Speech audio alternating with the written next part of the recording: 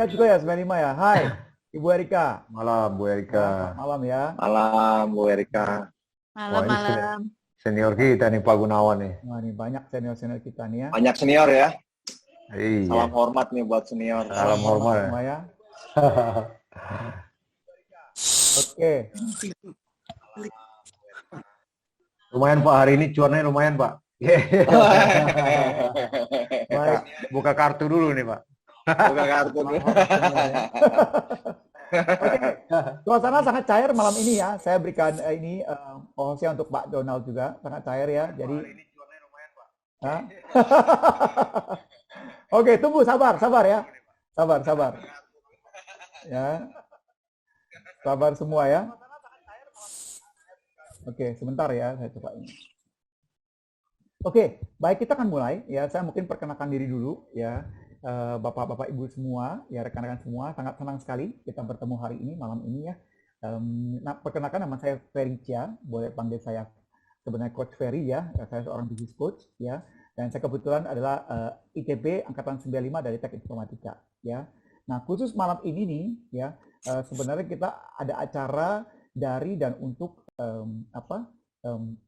sebenarnya bincang santai bisnis ini ya adalah merupakan sarana untuk berbagi oleh dan dari untuk ITB 95 maupun sebenarnya lebih luas lagi untuk masyarakat umum ya. Jadi topik yang kita bicarakan itu nanti mencakup permasalahan seputar bisnis dan tantangan aktual yang lazim dijumpai oleh setiap pebisnis dan investor sebenarnya ya. Jadi setiap sesi ini kami menghadirkan pembicara yang berpengalaman dalam bidangnya untuk memberikan tips dan saran praktis dalam berbisnis baik untuk pemula maupun yang sudah puluhan tahun nih di bidang usaha ya. Bincang santai bisnis ITB series ini dikelola oleh Komisariat ITB 95 bidang entrepreneurship ya. Nah, khusus hari ini nih kita sudah dikunjungi oleh Pak Donald nih ya. Pak Donald adalah Teknik Industri 95 kebetulan, nanti kita akan dengar perkenalan dia ya. Pak Donald ini dengan topik cara mudah untung dan konsisten ya di pasar saham ya. Mungkin Pak Donald sementara kita pakai part 1 dulu ya Pak Donald ya. Jadi nanti entar ada part 2-nya. Ada part 2-nya, part 3-nya ya Pak Donald ya. Gampang ya Pak Donald ya. Itu mah gampang ya. Oke, baik, untuk mempersingkat waktu ya, mungkin saya persilakan Pak Donald, kita 5 menit dulu Pak Donald, ya boleh bincang-bincang dulu sama Pak Donald nih, 5 menit perkenalkan diri, ya dari sejak lulus nih, ini kan banyak anak 95 juga nih Pak, ya. Banyak ya. Ya, banyak anak 95 nih, dari yang sejak lulus sampai sekarang nih kegiatannya apa aja Pak Donald, ya, sampai menjadi dosen teladan ITB nih kelihatannya nih. Ayo silakan Pak Donald. Iya, iya. Terima kasih banyak nih, Coach Ferry ya. Ini lucu juga kalau mama satu angkatan dipanggil Pak gitu ya. Jadi sama-sama 95. Saya Teknik Industri 95. Senang sekali nih ada teman-teman ya, Bang Dian ya, Bang Dian Rizky sipil ya. Kalau sipil dipanggilnya Bang ya. Walaupun mungkin dari Jawa atau dari Jawa Barat, tapi kita panggilnya Bang nih. Kuya. Kuya ya. Siap Pak Donald. Ya. Kuya Pak. Jadi senang. Kuya 95.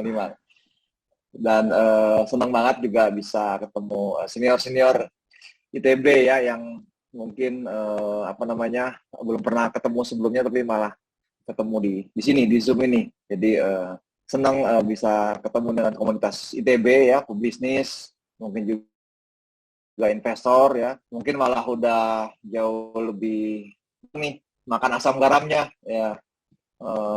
Kalau saya mungkin baru garam Himalaya gitu ya. Tapi kalau Pak Gunawan ini mungkin sudah macam-macam nih garamnya. Jadi mungkin jauh lebih banyak ilmunya mungkin dari saya. Jadi ya mungkin kita sharing aja ya kalau ada yang bisa menambahkannya sama-sama. So intinya senang bisa berbagi di sini, bisa ketemu teman-teman. Saya coba akan share ya terkait dengan saham. Tapi sebelumnya mungkin sharing terkait dengan siapa gitu ya, sekilas. Hari-hari biasanya ngajar di SBM ITB, Sekolah Bisnis Management. Walaupun dulunya dari TI, tapi ngajarnya di SBM ya. Ngajarnya terkait dengan leadership, small business ya. Terus juga ya karena memang dosen memang punya tiga aktivitas Tridharma perguruan tinggi. Selain ngajar ya tentu juga ada riset. Ya kemarin kita juga diakui prestasinya sebagai salah satu periset kelas dunia. Dan juga tentu juga ada pengabdian masyarakat, di mana biasanya saya training juga untuk perusahaan-perusahaan besar terkait dengan leadership ya, human resource management. Ke Telkom mungkin juga di situ banyak senior, banyak teman-teman ya, ke Danone, Shell, perusahaan-perusahaan multinasional, perusahaan nasional ya. Kita banyak memberikan bantuan atau training untuk pengembangan pemimpin-pemimpin masa depan perusahaan. Tapi hobi saya yang utama adalah berinvestasi di bursa saham, karena saya pikir saya selalu berusaha dari dulu ingin financially freedom ya, jadi ingin bebas lah, kalau bisa jangan kerja 95 gitu ya, absen itu ya, pijit jari tombol itu harus di pagi hari, sore gini ya. Itu selalu jadi cita-cita untuk bisa free ya. Kalau Liverpool lagi di atas atau Barcelona lagi terpuruk gini ya, tapi kalau Liverpool lagi di atas, saya ingin nonton Liverpool di Anfield ya, tinggal berangkat. So saya pikir mungkin jalan yang salah satu yang efektif adalah berinvestasi. Di mana yang bisa saya pahami adalah berinvestasi di bursa saham. Jadi tapi nanti saya ceritakan sih ya, dan lumayan hasilnya. Sampai kemarin di akhir 2021 saya CAGR-nya tiap tahun itu 64% ya. Jadi lumayan lah untuk misalnya, walaupun tentu ada tahun baik, ada tahun yang kurang baik. Jadi tidak bisa dikatakan satu tahun itu pasti baik ya. Ada yang luar biasa, ada yang baik, ada yang kurang baik. Di samping berinvestasi juga ya saya juga ya sekarang mulai berusaha untuk bikin perusahaan bersama teman-teman. Kita bikin perusahaan yang terkait dengan training ya, dengan training pertama terkait dengan leadership, yang kedua juga terkait dengan bagaimana mempelajari bursa saham. Jadi kita lagi siapkan aplikasi, tapi lebih mengarah ke edtech ya, educational technology. Lebih mengarah ke edukasi, tapi bukan kayak ajaib, bukan kayak sekuritas yang mendorong terjadinya transaksi seperti Stockbit gitu ya, tapi lebih bagaimana mengedukasi para investor pemula khususnya agar bisa survive dan bisa cuan di bursa saham. Apalagi ya bro ya, istri satu ya, walaupun sekarang umur 45 ya, agak berat tantangannya katanya, life begins at 40 ya. Jadi baru 5 tahun nih kita hidup ya. Keren. Kalau gitu gini, saya tambahkan ya. Hari ini kan ini cara mudah untung konsisten di pasar saham nih ya. Kita udah nggak sabar nih pengen dengerin nih ya. Dan kalau teman-teman tahu nih, Pak Donald ini dikenal dengan sebutan juga Warren Buffett-nya Bandung nih. Jadi ini bukan main-main sebenarnya. Saya juga cukup bangga ya punya teman seperti ini ya.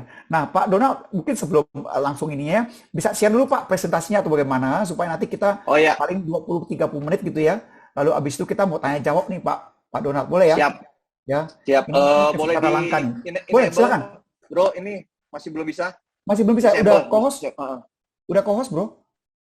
Saya yang satu lagi, yang akun yang satu lagi yang foto doang. Yang foto, oh pantes, oke siap. Ya, bisa. Ya, siap.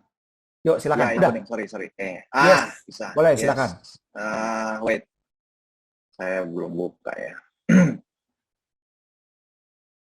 Iya.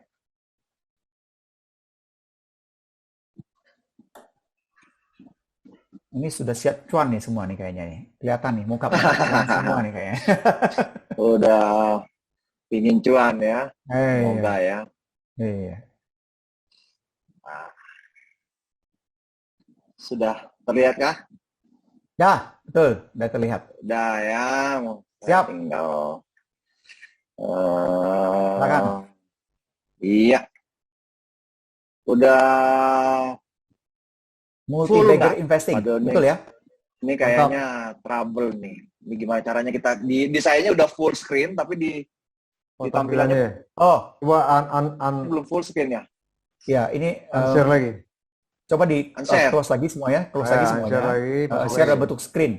Di share Iya. dalam yang screen Gimana? sebelah kiri. Di share, klik share screen, tapi yang paling sebelah kiri atas, share screen. Ya. Share screen. Terus baru Share F5. screen yang Yang sebelah kiri atas, screen. sebelah. Oh, yang screen. Screen, terus pencet F5. Terus di presentasinya, iya. Nah, udah. Nice. Mantap ini. Cakep. Luar biasa. Ya, Iya. IT saya masih kepake ternyata. Wah. Iya.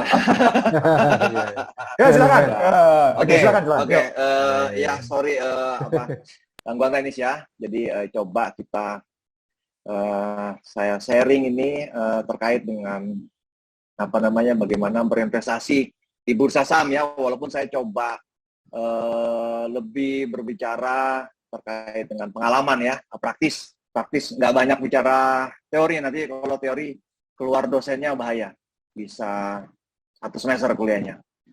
Jadi kita bicara sebagai praktisi ya. Ini kalau teman-teman mungkin sedikit pembuka ya, lihat orang-orang terkaya di dunia itu cuman ada 2 profesi yang bisa membuat seseorang itu menjadi masuk namanya ke dalam list orang terkaya di dunia. Yang paling banyak 99% adalah pebisnis hebat ya, kayak Jeff Bezos bikin Amazon dari garasi, jualan buku online sampai akhirnya membesar ya, menjadi palu gada, palu mau gua ada. Cloud juga ada, insurance juga ada sekarang. Bill Gates juga sama ya, Microsoft dari kecil, dari garasi juga sama. Elon Musk juga luar biasa. Nah, ini 99% itu adalah pebisnis. Tapi kemudian ada satu nama yang memecahkan rekor bahwa ada satu profesi lain yang bisa membuat kita itu menjadi orang terkaya di dunia, yaitu investor. Mulai dari tahun 2000-an, Warren Buffett secara konsisten masuk ke dalam list orang terkaya di dunia. Pernah tertinggi itu nomor 2 ya, berapa tahun di bawah Bill Gates dulu, tapi sekarang udah turun ke 5 atau ke 6. So, ini cukup mengagetkan karena sangat berbeda ya, bahwa entrepreneurs itu biasanya aktif membangun perusahaannya, tapi kalau mau investor pasif ya, kita cuman beli, capeknya cuma nyari waktu di awal, beli terus didiamin aja, tidurin aja ya kan. Dia beli Coca-Cola dari tahun 88 sampai sekarang masih dipegang.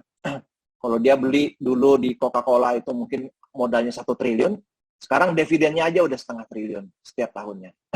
So, dengan cara demikian, Warren Buffett bisa menjadi orang terkaya di dunia. Karena simple, karena mudah, cara beliau ini kemudian ditularkan atau disebarkan, ya, diajarkan, dan banyak orang berhasil. Di seluruh dunia, banyak yang meniru, ya, ada banyak contoh-contohnya, bisa di Google, bisa dilihat. Dan salah satunya di Indonesia yang fenomenal adalah Lo Keng Hong. Mungkin udah pada tahu ya, Lo Keng Hong itu sebenarnya seseorang yang mungkin starting from zero ya, lahir dari keluarga miskin di Pontianak, kemudian untuk mencari perbaikan nasib dia pergi ke Jakarta, sekolah dan kuliah. Waktu dicek kemarin tempat kuliahnya, rukonya udah nggak ada, udah hilang. Jadi statusnya nyaris tak dengar, beda jauh sama ITB ya. Tapi kemudian dengan ketekunan dan kerajinannya memulai berinvestasi di bursa saham tahun 1988. Waktu dia kerja sebagai staf administrasi di bank ekonomi.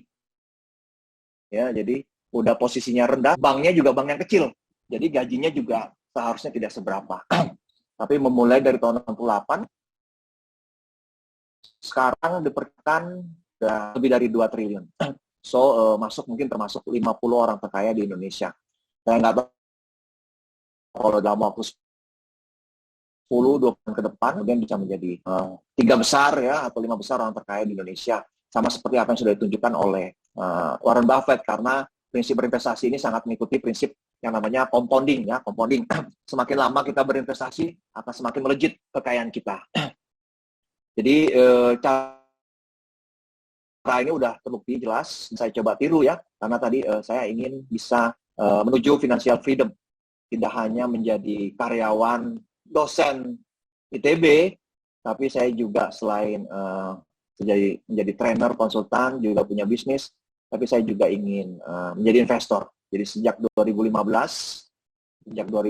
saya berinvestasi dan ya thank God, alhamdulillah bisa berhasil ya.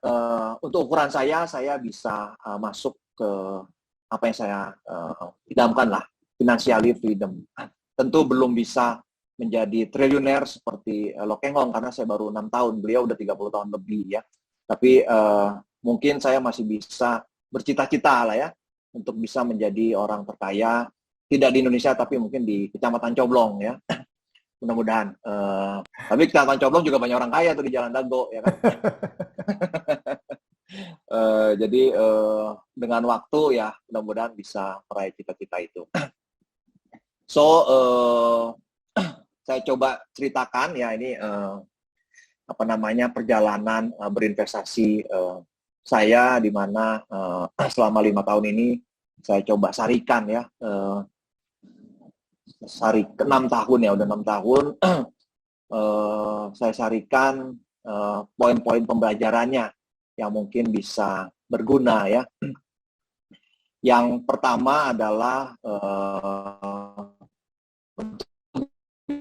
berinvestasi di bursa saham, prinsip yang mungkin bisa dijadikan acuan adalah learning by doing.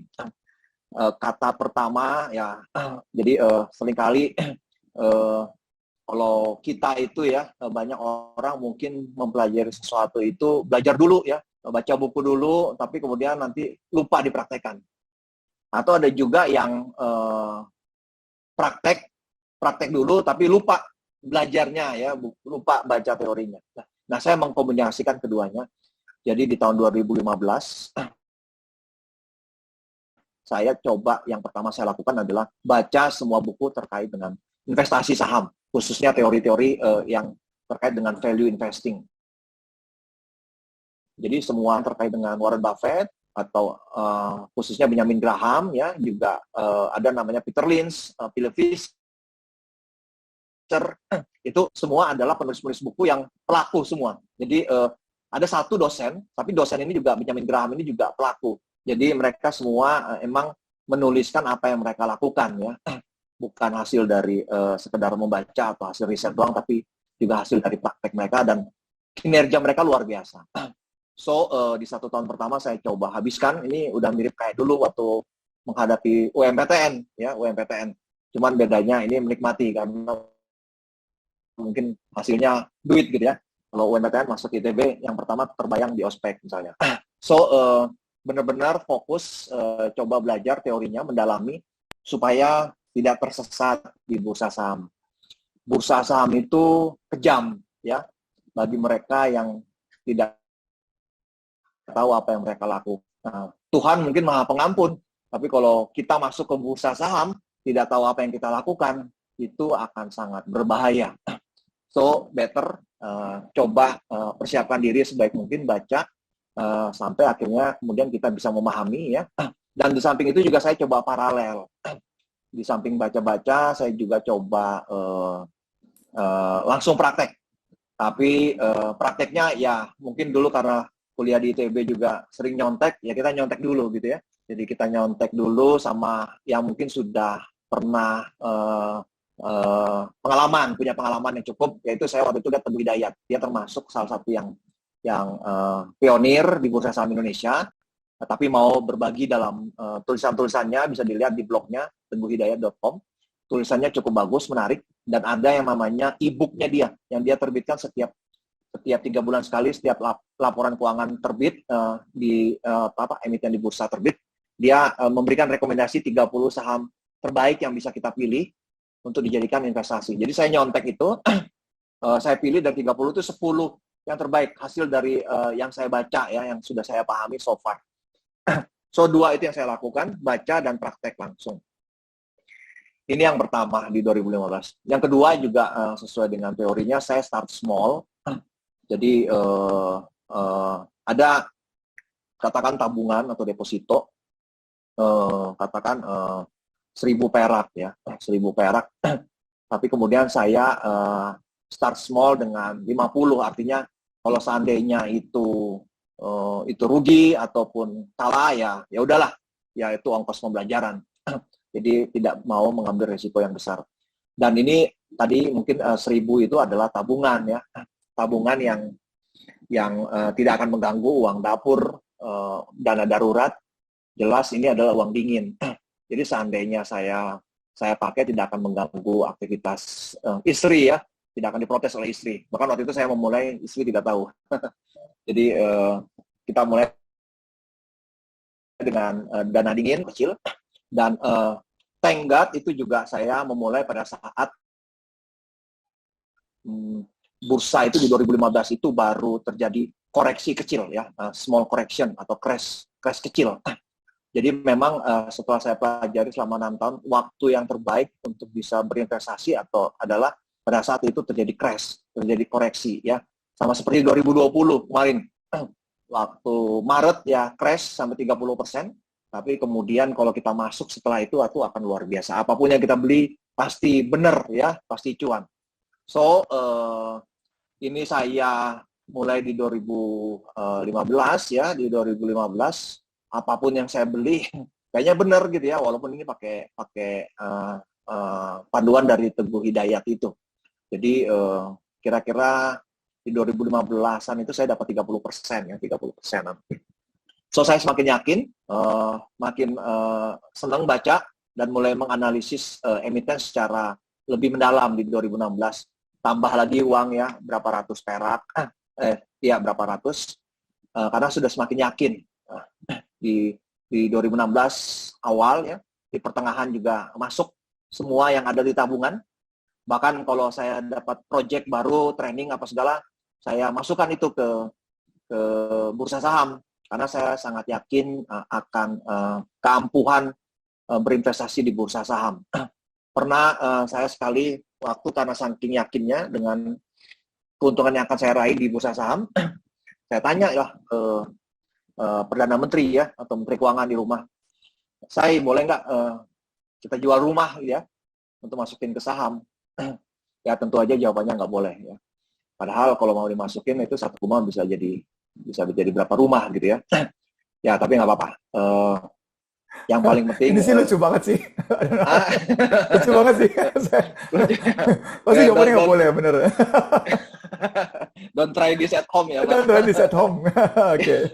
Ya silakan terus. Iya, oke. Jadi setelah saya nyontek dan berhasil di 2015-2016 ya, saya coba sendiri. Jadi tidak lagi nyontek karena saya yakin saya ya lulusan ITB gitu loh ya kan, masa sih nggak bisa sendiri gitu ya, masa nyontek terus ya, kita kan harus pakai prinsip ATM ya kita udah nyontek lah, tapi kan harus ada modif-modifnya lah, ada yang bisa kita perbaiki, kita punya kemampuan untuk melakukan itu. Jadi ya saya mulai mandiri dan memang itulah tujuan seorang investor, dia harus mandiri, jangan sampai nyontek lagi gitu kan.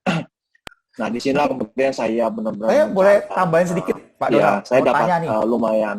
Silakan. Ya, mau tanya nih, tergelitik nih tadi boleh. saya. Ini kan kita banyak di sini orang-orang yang udah jago juga deh kelihatannya, kayaknya udah muka-muka cuan banget nih ya. Nah, saya pikir-pikir gitu ya, daripada kita capek-capek gitu ya, investing gitu ya, kenapa nggak copycat atau titip invest aja dah. Padahal gimana tuh? Ya kan? Ya, saya nggak punya sertifikat itu ya. Harus ada, itu kan ada aturan OJK-nya. Bagi mereka yang bisa mengelola uang investor itu ada banyak peraturan dan ada sertifikasinya. Dan mungkin ya harus ada perusahaannya. Untuk bikin perusahaannya itu modal awalnya kalau nggak salah 50 miliar ya. Dan ya ada banyak peraturan lah. Kalau udah berhubungan dengan OJK itu ribet gitu. So, Kalau sama saya sih saya nggak punya itu. Tapi kalau mau di luar sana mungkin ada ya. Mungkin ada beberapa orang yang memang kayak Teguh Hidayat itu kayaknya menerima dia.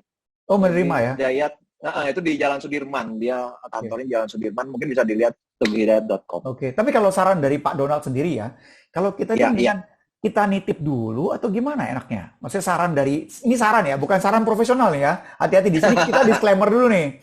Apa yang kita Disclaimer bagian dulu. ini bincang santai ya, bincang Iya, santai iya. dan sharing ya. Jadi bukan saran profesional, kita mesti disclaimer dulu nih semua ya. Iya, Tapi iya. kalau misalnya nih Pak Donald nih, bagi orang yang memang belum sangat pengalaman, oke lah ngerti accounting, ngerti pembukuan, ngerti ini semua, laporan keuangan ngerti gitu ya. Oke, tahu juga pernah di investment. Tapi apa nggak kita titip aja atau gimana Pak Donald? What is your suggestion? Iya, Pak? kita akan bisa berhasil. Sebenarnya investasi saham itu mudah, simple ya. Simple ya Tapi Pak, betul ya? simple banget. Hmm. Tapi harus rajin Oke. baca.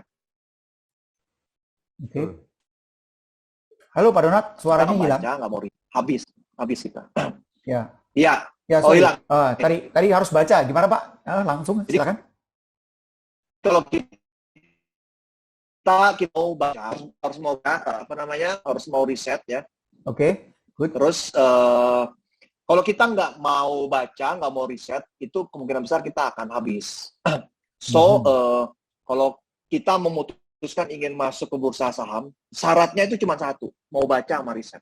Saya meluangkan waktu itu 2-3 jam sehari, dipaksain, setiap hari konsisten. Kalau Anda nggak mau baca, tapi mau jadi investor saham, lebih baik jangan. Lebih baik apakah investasi di saham, di tempat lain ya. Investasi itu kan poinnya cuma satu ya. Kita invest ke bidang yang kita paham. Di mana dengan cara demikian, kita punya edge ya. Kita punya competitive advantage. Karena 99% pelaku di bursa saham itu nggak paham yang mereka lakukan. Jadi karena kita baca, Pak Donald. Iya, Pak. Iya. Wow. Oke. Maksudnya Jadi, gimana tuh? Makanya mereka itu either berinvestasi ya. Itu menyatakan investasi itu either karena mereka spekulatif atau mereka menganalisis sebuah emiten itu hanya dengan pergerakan dari harga. Ya ini tentu ada beda caranya. Ada yang untung juga ya. Ada juga yang untung. Tapi mostly ya karena ini bisnis modelnya seperti itu. Bisnis modelnya yang disarankan oleh sekuritas, yang didorong oleh OJK adalah dengan menggunakan analisis harga, technical analysis. Oke. Technical analysis menurut saya bukan investasi. Tapi ya harus dicatat banyak orang juga yang meraih keuntungan di sana. Oke. Tapi tetap ya mereka mempelajari bagaimana caranya melakukan technical analysis yang benar. Nah ini juga mungkin nggak dipelajari juga. Tapi kalau kembali lagi balik, kita ingin menjadi investor, kita ingin masuk ke sebuah perusahaan, menjadi pemilik sebuah perusahaan, ya kita harus mendalami perusahaan itu dong, ya kan? Produknya apa, manajemennya apa, bisnis modelnya seperti apa, bisa nggak sih dia ngalahin kompetitornya, prospeknya kayak gimana, good corporate governance-nya gimana, apakah tipu atau seperti apa, apakah ada financial engineering. Ini kan hal-hal yang harus kita gali jika kita ingin masuk menjadi pemilik sebuah perusahaan. Dan jika kita sudah menemukan jawabannya, ya kita beli. Ya kita kan tinggal tidur. Biarkan manajemen bekerja keras, dan kita sebagai investor menikmati hasilnya. Dan itu prinsipnya kan. Orang-orang yang kaya, orang-orang yang namanya tersebutkan di dalam daftar orang terkaya di dunia, itu kan ya kayaknya seperti itu. Karena mereka berinvestasi di perusahaan yang tumbuh dan berkembang, yang bagus. Dan mereka nggak keluar masuk tuh harian, mingguan, bulanan. Mereka stick di situ, ya kan? Nah, kita harus bisa meniru polanya. Tapi bedanya adalah kita pasif, mereka aktif. Makanya kita harus mempelajari kira-kira kita mau berinvestasi di perusahaan yang mana. Ini harus kita pelajari. Oke. Nah itu. Ya, kita harus mau baca, kita harus mau riset. Ya. Saya tambahkan lagi boleh Pak Donald ya, nggak apa-apa ya. Iya. Tergelitik nih ya. Tadi nitip ya. Ya, abis ini Pak Donald tambah lagi nitip ya. Nah, pertanyaan saya gini, kan tadi kan invest ya. Cuma kadang-kadang gini loh, orang yang pelaku yang technical analysis itu sama yang investment jangan fundamental itu ya. Ya, kadang-kadang fundamental itu karena modalnya kan mati di sana, Pak Donald. Ini yang menyebabkan orang pada nggak tahan tuh, Pak Donald. Bener ya? Mati di sana tungguin gitu ya. Terus selama tungguin kita makan apa? Itu gimana tuh Pak Donald? Iya, iya. Iya, emang kalau jadi investor itu mungkin ya, kita tidak berbicara bagaimana menjadi kaya dalam sekejap.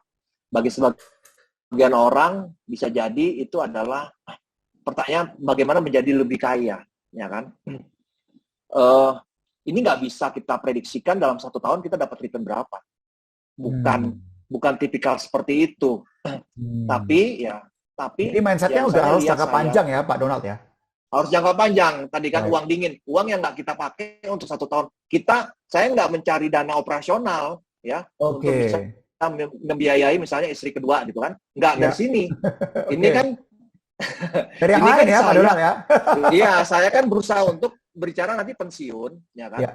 Pada saat saya pensiun, saya bisa nyaman, misalnya kalau saya tinggal di Swiss, anak saya kuliah di Eropa, saya bisa pindah-pindah dari Swiss, London, Paris, tanpa berpikir soal biaya. So, ada goals jangka panjang. Bukan untuk biaya kehidupan 1 tahun.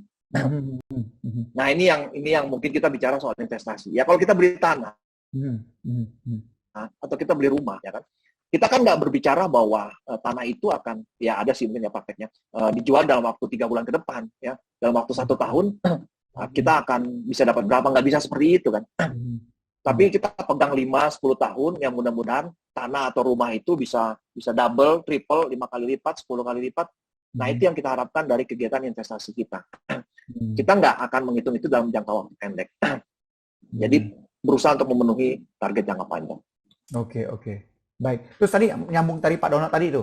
Iya. Poin-poinnya. Jadi nitip itu?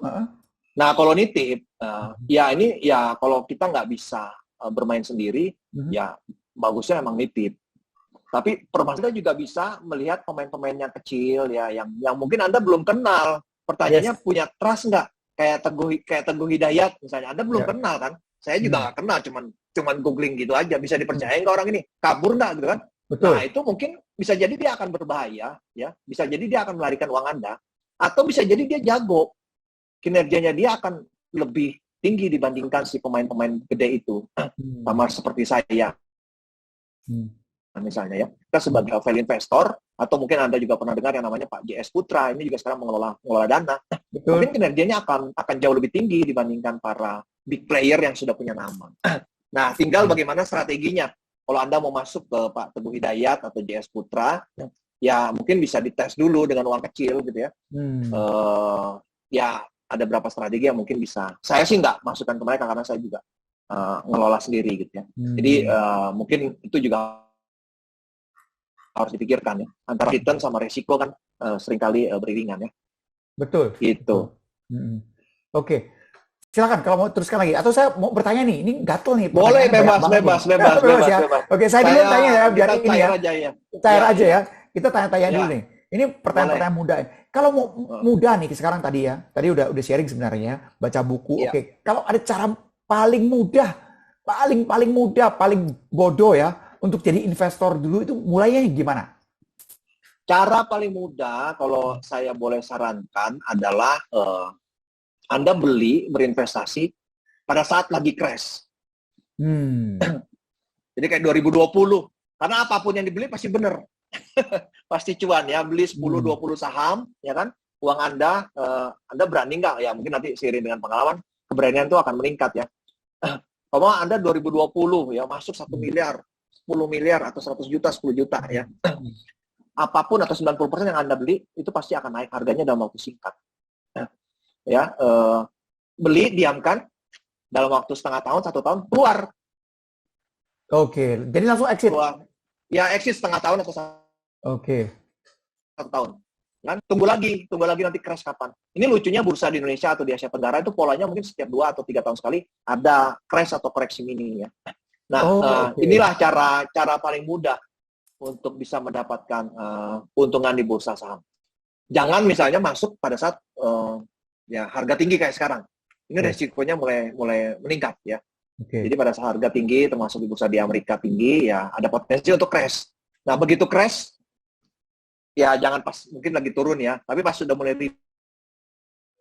rebound. Pas sudah mulai rebound mungkin itu waktu yang tepat untuk masuk.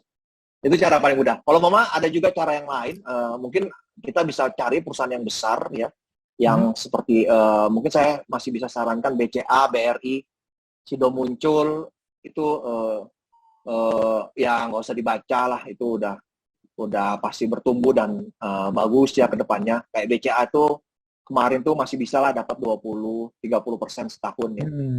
Secara rata-rata masih oke ya. BRI juga mungkin ya. Sido Muncul ya seperti itu. Nah, itu mungkin 3 nama itu yang mungkin bisa dicatat atau dipelajari lebih dalam kalau mau. Gampang ya udah beli itu, diemin aja, tinggalin aja ya. Buat pensiun atau buat anak cucu ya. Mungkin itu juga ya. Tapi saya lebih prefer kalau tadi waktu crash masuk diemin setengah tahun, 1 tahun, udah. Itu kiat yang praktis banget sih, Pak Donat, keren banget itu ya. Menurut saya itu mahal loh. Itu kiat yang mahal banget nih kalau semua para dengerin nih ya. Bener ya. Apalagi tadi ada dua nama tadi ya, Teguh something lah ya itu ya. Itu mahal banget loh menurut saya ya, dari pengalaman Pak Donat sekian tahun. Nah, mungkin pertanyaan saya gini. Pak Donat kalau pegang satu saham gitu ya, ya tadi kan kiat bodohnya tadi udah ya. Pokoknya kalau kayak crash udah beli aja. Nah, sekarang maksudnya jangka panjang itu berapa? Ya. Panjang itu kalau menurut Pak Donat, ya betul. Ya kan ini penting nih bagi kita nih. Panjang sama pendek itu kan kita mesti tahu ya. Sepanjang apa is panjang atau sependek apa is pendek itu, Pak Donat? Ya, very good question ya. Jadi emang akan subjektif mungkin ya jangka panjang itu seberapa. Tapi mungkin mudahnya itu adalah mungkin ada beberapa investor yang membuat itu misalnya dalam waktu 1, 2, 3 tahun. Ada juga yang 3-5 tahun. Ada yang 5-10 tahun. Memang nggak terlalu disarankan juga kalau mau terlalu panjang lebih dari 10 tahun ya. Paling mungkin kita akan berbicara antara 3-5 tahun. Kira-kira seperti itu. Jadi tergantung kita, apakah kita, tapi kan ini kan setting time ini juga akan berpengaruh ke strategi investasi ya. Bagaimana kita memilih sebuah perusahaan yang kira-kira akan berbuah. Ya kan akan berbuah 3 tahun lagi, ya kan? Sekarang ini mungkin dia masih kecil, tapi kalau kita sabar dalam waktu 3 tahun, bisa jadi dia akan lipat 2, lipat 3, lipat 5, atau mungkin lipat 10. Nah ini kan akan lari ke strategi juga gitu ya. Kalau Anda mau pegang kayak BCA atau BRI atau Sido Muncul, ya itu bisa kita ngomong kayak 5-10 tahun ke depan itu aman. Nah ya, karena emang kerja dia di masa lalu itu luar biasa. Prospeknya ke depan juga akan masih luar biasa. So, untuk bisa berinvestasi di saham-saham seperti itu, kita bisa pegang 5-10 tahun atau bahkan lebih. Tapi mungkin ada beberapa emiten yang mungkin kita bisa cari ya, yang kita perlu perpendek jangka panjangnya itu mungkin dalam waktu 3-5 tahun. Tapi nanti kemudian kita bisa analisis lagi. Jadi memang strateginya akan menentukan juga ya. Kalau Mama Anda berbicara 1-3 tahun ini relatively cukup membutuhkan effort karena jadi semakin pendek semakin butuh effort ya. Iya. Dalam artian kalau kita effort yang pasti yang effort di awal mencari perusahaannya itu penting. Satu itu pasti ya. Tapi yang saya ngomong butuh effort itu Anda memonitor perkembangan perusahaannya ini ya. Kalau kita mau berinvestasi di perusahaan-perusahaan misalnya terkait dengan komoditas batu bara, CPO yang harganya naik turun ya, kinerja perusahaannya akan mengikuti harga komoditas ini ya. Tentu kita harus memantau dia secara reguler ya, mungkin weekly, mungkin monthly ya, karena target kita mungkin kita ingin mendapatkan cuan dalam waktu 1 tahun. Nah ini effort untuk memantau harga komoditasnya ini tentu juga harus dipertimbangkan, apakah kita punya waktu. Yang kedua juga apakah kita punya kemampuan menahan pada saat harganya naik turun, ya kan? Karena 1 tahun itu volatilitasnya juga masih akan terasa. Nah, kadang-kala banyak orang-orang seperti ini butuh banyak Panadol gitu ya, atau obat sakit perut karena volatilitas harganya kadang-kala membuat mereka gampang terkena sakit tersinggung kepala. Ya. gampang tersinggung ya, apalagi kalau duitnya itu mati di situ ya. Iya, nah Mati di itu Pak. situ, jual salah Betul, gitu ya, nggak jual salah juga gitu ya. betul, betul.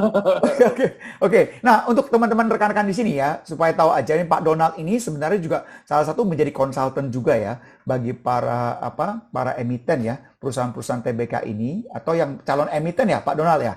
Bagaimana meningkatkan kinerjanya mereka sehingga nanti memang jadinya bagus gitu ya, Pak Donald ya. Ya, Ya, mungkin boleh ceritain sedikit Pak Donald. ya ada beberapa emiten yang memang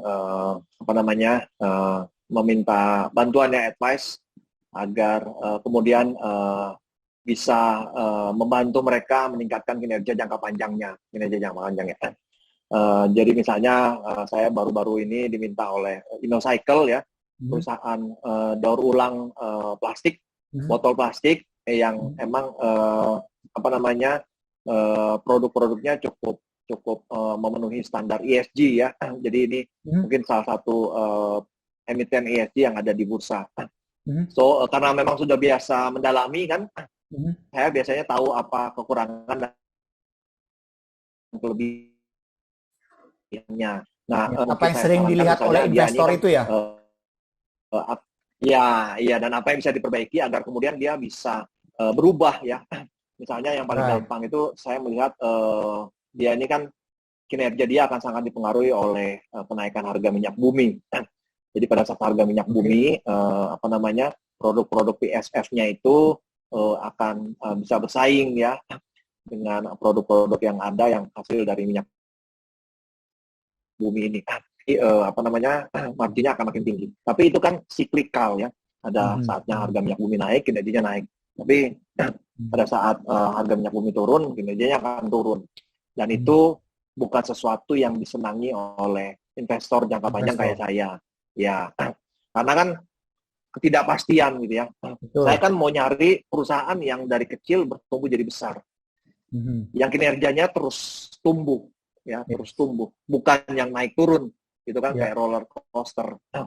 Jadi saya akan mencari perusahaan-perusahaan yang seperti itu, misalnya kayak BRI, ya, BRI yang mungkin tapi bukan di BRI yang sekarang, tapi BRI yang 20 tahun yang lalu.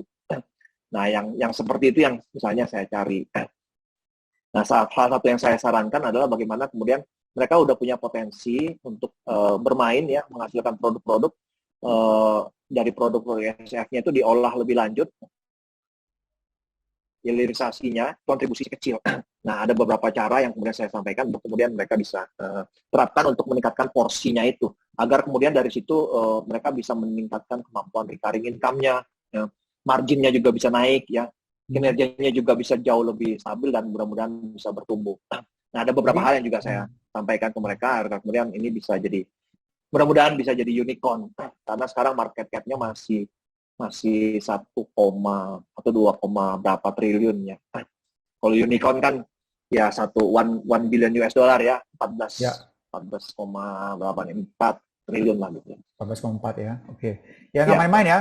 Orang bilang kalau udah sampai level bahwa orangnya ditarik untuk ditanya, ya berarti levelnya memang sudah tinggi nih Pak Donald.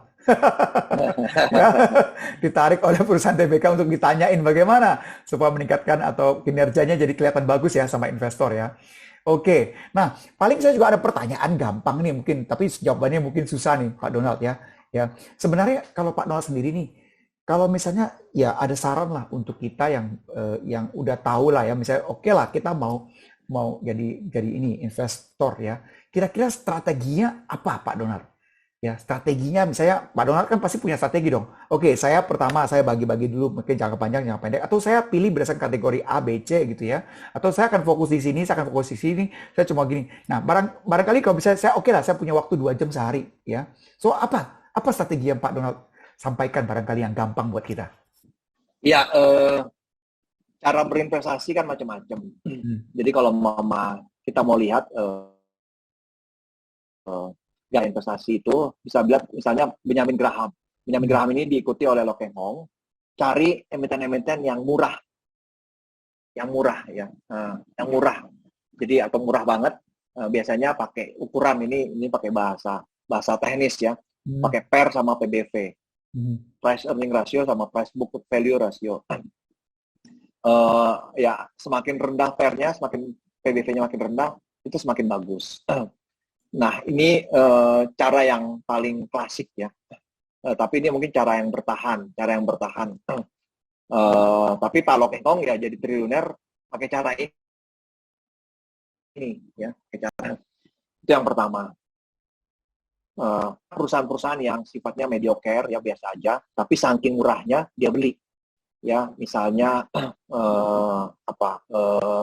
Lipan Finance ya, Lipan Finance grupnya Panin atau Drill. Nah, yang lagi kasus ya sekarang masuk ke PKPU. Kenapa dia berani masuk? Karena kalau dia ngitung ya, dia udah ngitung. Kalau Mas Sril ini bangkrut, dia masih dapat bagian sebagai investor. Dan bagian itu dari penjualan aset itu akan jauh lebih besar daripada harga yang dia beli sekarang. Jadi dia udah hitung resikonya, dan dia udah tahu bahwa dia masih akan dapat keuntungan seandainya worst case terjadi. Oh, pinter juga ya, benar. Ya ini kalau mau baca teorinya itu udah Benjamin Graham. Yang kedua yang Warren Buffett yang caranya sebenarnya dia mengikuti Benjamin Graham di awal, tapi kemudian dia berubah ya pada saat uangnya makin banyak. Dia cari perusahaan-perusahaan yang keren banget, yang luar biasa. Ya tadi yang saya sebutkan ini kayak BRI, ya BRI, BCA sudah muncul, yang perusahaan ini bertumbuh terus ya tiap tahun. Dari masa lalunya kita udah tahu dan masa depannya juga kita masih bisa proyeksikan dalam waktu 5-10 tahun ke depan dia masih akan tumbuh ya. Jadi masuk ke perusahaan-perusahaan seperti ini. Ini cara yang kedua. Cara yang ketiga yang menurut saya lebih susah, masih jauh lebih butuh effort ya. Kalau cara pertama sama cara kedua itu mungkin relatif lebih ringan. Tapi kalau saya itu cari yang gaya Peter Lynch.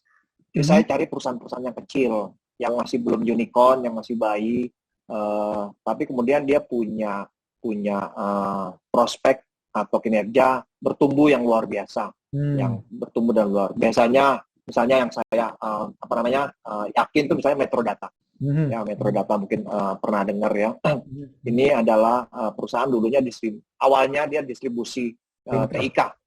TIK mungkin ya. Coach Ferry ini pasti tahu banget nih. Jadi dia mungkin termasuk market leader untuk distributor ya. Laptop, semuanya lah, server ya, even semuanya software juga ya.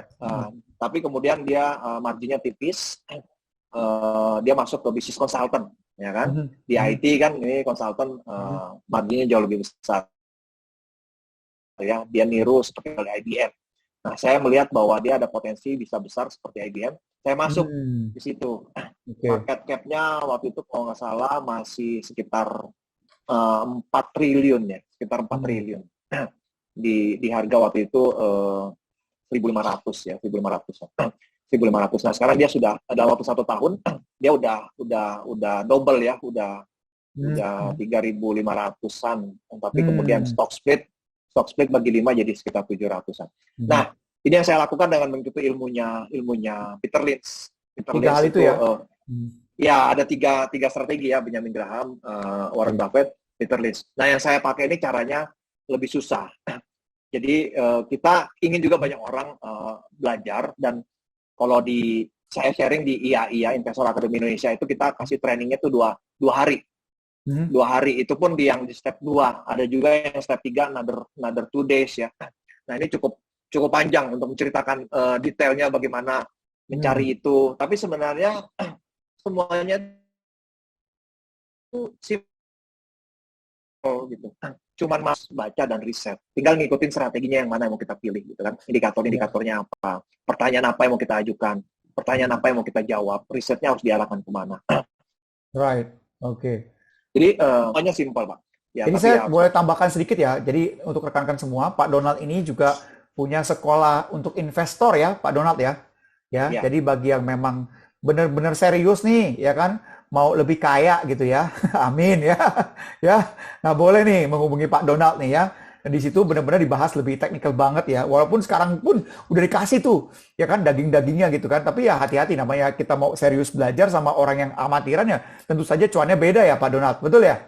Iya, kan maksudnya kita kan ngomong nih sama lulusan ITB ya. Yes. Kalau yang mungkin bukan lulusan ITB ya bisa lah dipandu sama saya 2 hari atau 4 hari ya di training, bayarnya 2 hari itu 5,5 juta gitu ya. Tapi kan Murah kalau itu, ITB murah itu. ya murah, udah banyak yang Cuannya, balik modal. murah pakai banget itu. Iya, Nah, apalagi konsisten ya. Nah, ini saya punya ya. pertanyaan nih, Pak Tapi Donald. ini Pak, ini Apa tuh? saya Apa kan tuh? gini, kita berhadapan sama ITB ya, yang Betul, mungkin dengan saya kasih hints aja ya, saya kasih buku-bukunya, sebutin bukunya, bisa belajar sendiri gitu kan. betul, Ini kan betul. orang-orang ITB kan gitu juga. Dulu kan dosen-dosennya banyak yang nggak masuk ya, belajar sendiri bisa gitu ya. Atau lulus aja, kalau saya kayak gambar mesin gitu, nggak pernah belajar ya. Atau, misalnya gitu kan. Bukan rahasia Pak Donald. Ya kan kita semua kayaknya banyak yang seperti itu deh. Iya. Ya, Maksudnya lulusan ITB mampu lah ya kan, mampu lah ya. Oke, nggak oke. perlu ikutan training dari saya, Ah, belajar ini sendiri bukunya Peter Lynch ya kan, suka merendah udah. aja. Ya, suka merendah. Tapi saya yakin kok, benar. Kalau memang orang mau sukses ya, orang mau sukses itu harus punya mentor, Pak. Ya kan, itu saya yang yakini. Ya, punya mentor, harus belajar serius, ya, harus berani invest. Ya, karena kalau nggak berani invest, ya kita nggak bakal bisa gitu ya. Kan seperti itu ya, benar nggak Pak Donald?